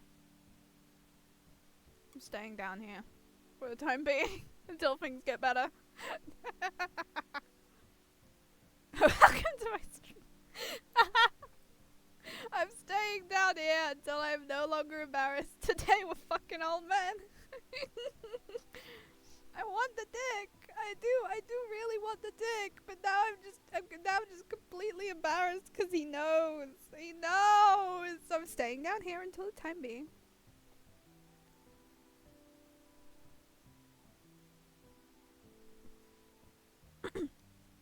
Oh wait, I can put my hat on now. Look what he said. This isn't the first time Mabel's tried to find my match. He's cheating on me. He's cheating on me. You can't find the words to express your mixture of relief and confusion, Ford explains. I suppose she's at the age where kids are thinking about romance and dating. Stanley and I are just two of her recent subjects for these compatibility experiments. Oh, okay, I'm slightly no longer embarrassed.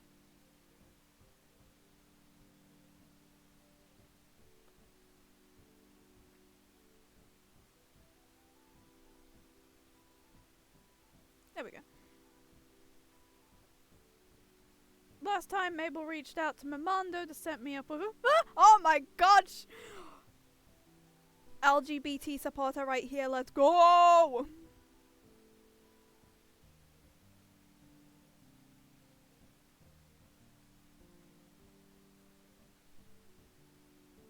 Oh my god, she was trying to get him with a merman! Specifically a merman. Mabel is a supporter of the LGBTQ+, and I love it. She didn't tell me what kind of situation this witch wants to ride. I do want to ride his dick. I want to ride either of the Grunkle's dicks. God. I'm desperate for fictional men. Bro, I'm so jealous. She didn't tell me what kind of situation it was, so I unknowingly grilled him with enough scientific queries about mer people to send him back underwater with a grumpy verbal. You don't have to be old, you just have to be in like a really specific situation. I have a whole list of fiction. Oh my goodness, can I bring up? There we go. Where is my fictional husbands list? I have a fictional husbands list. Half of them are monsters.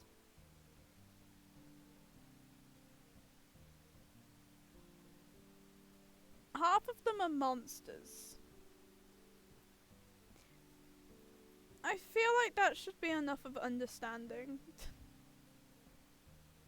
What is your type that isn't fictional? That is coming from someone that is ficto. You want an answer of that from someone that's actually like ficto in real life.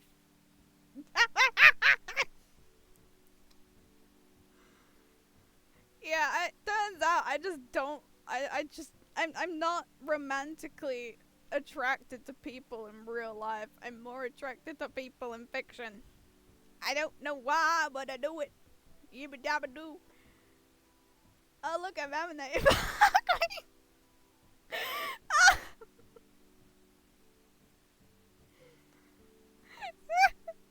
Ford gives you a small, genuine smile, but I can't say that it's all been bad. After all, I haven't managed to repeat that kind of mistake here yet.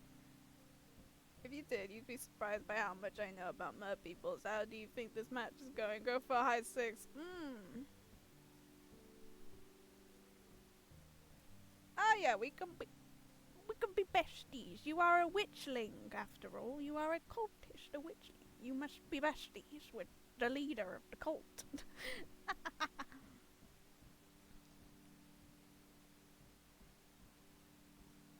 I kiss my besties.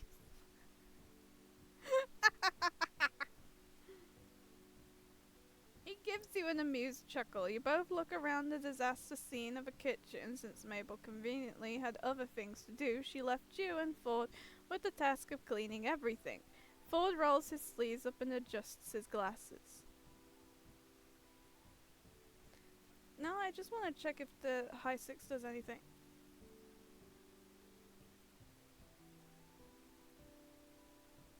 Okay, it doesn't do anything.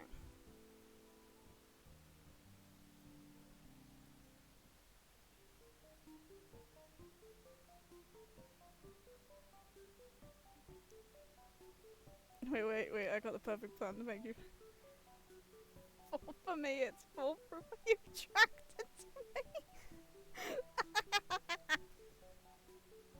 Like I said, I'm ficto.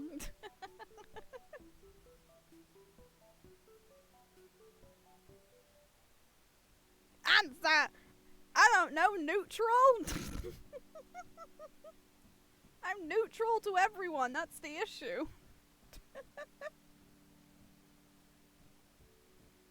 Uno reverse! What the fuck does Uno reverse do to a dancer that says neutral?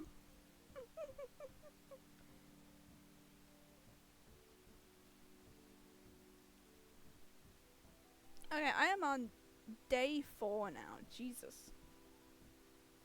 Well, sector 4 anyway.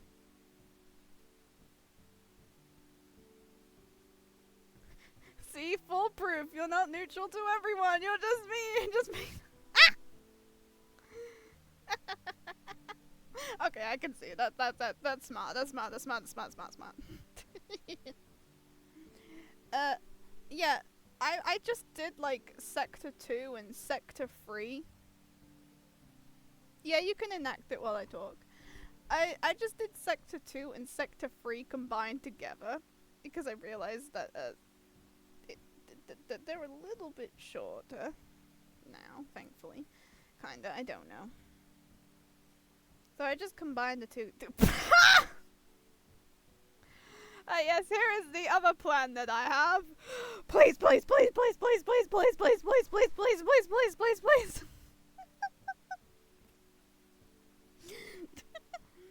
I will do sector or day 4 or however you want to pronounce it like that.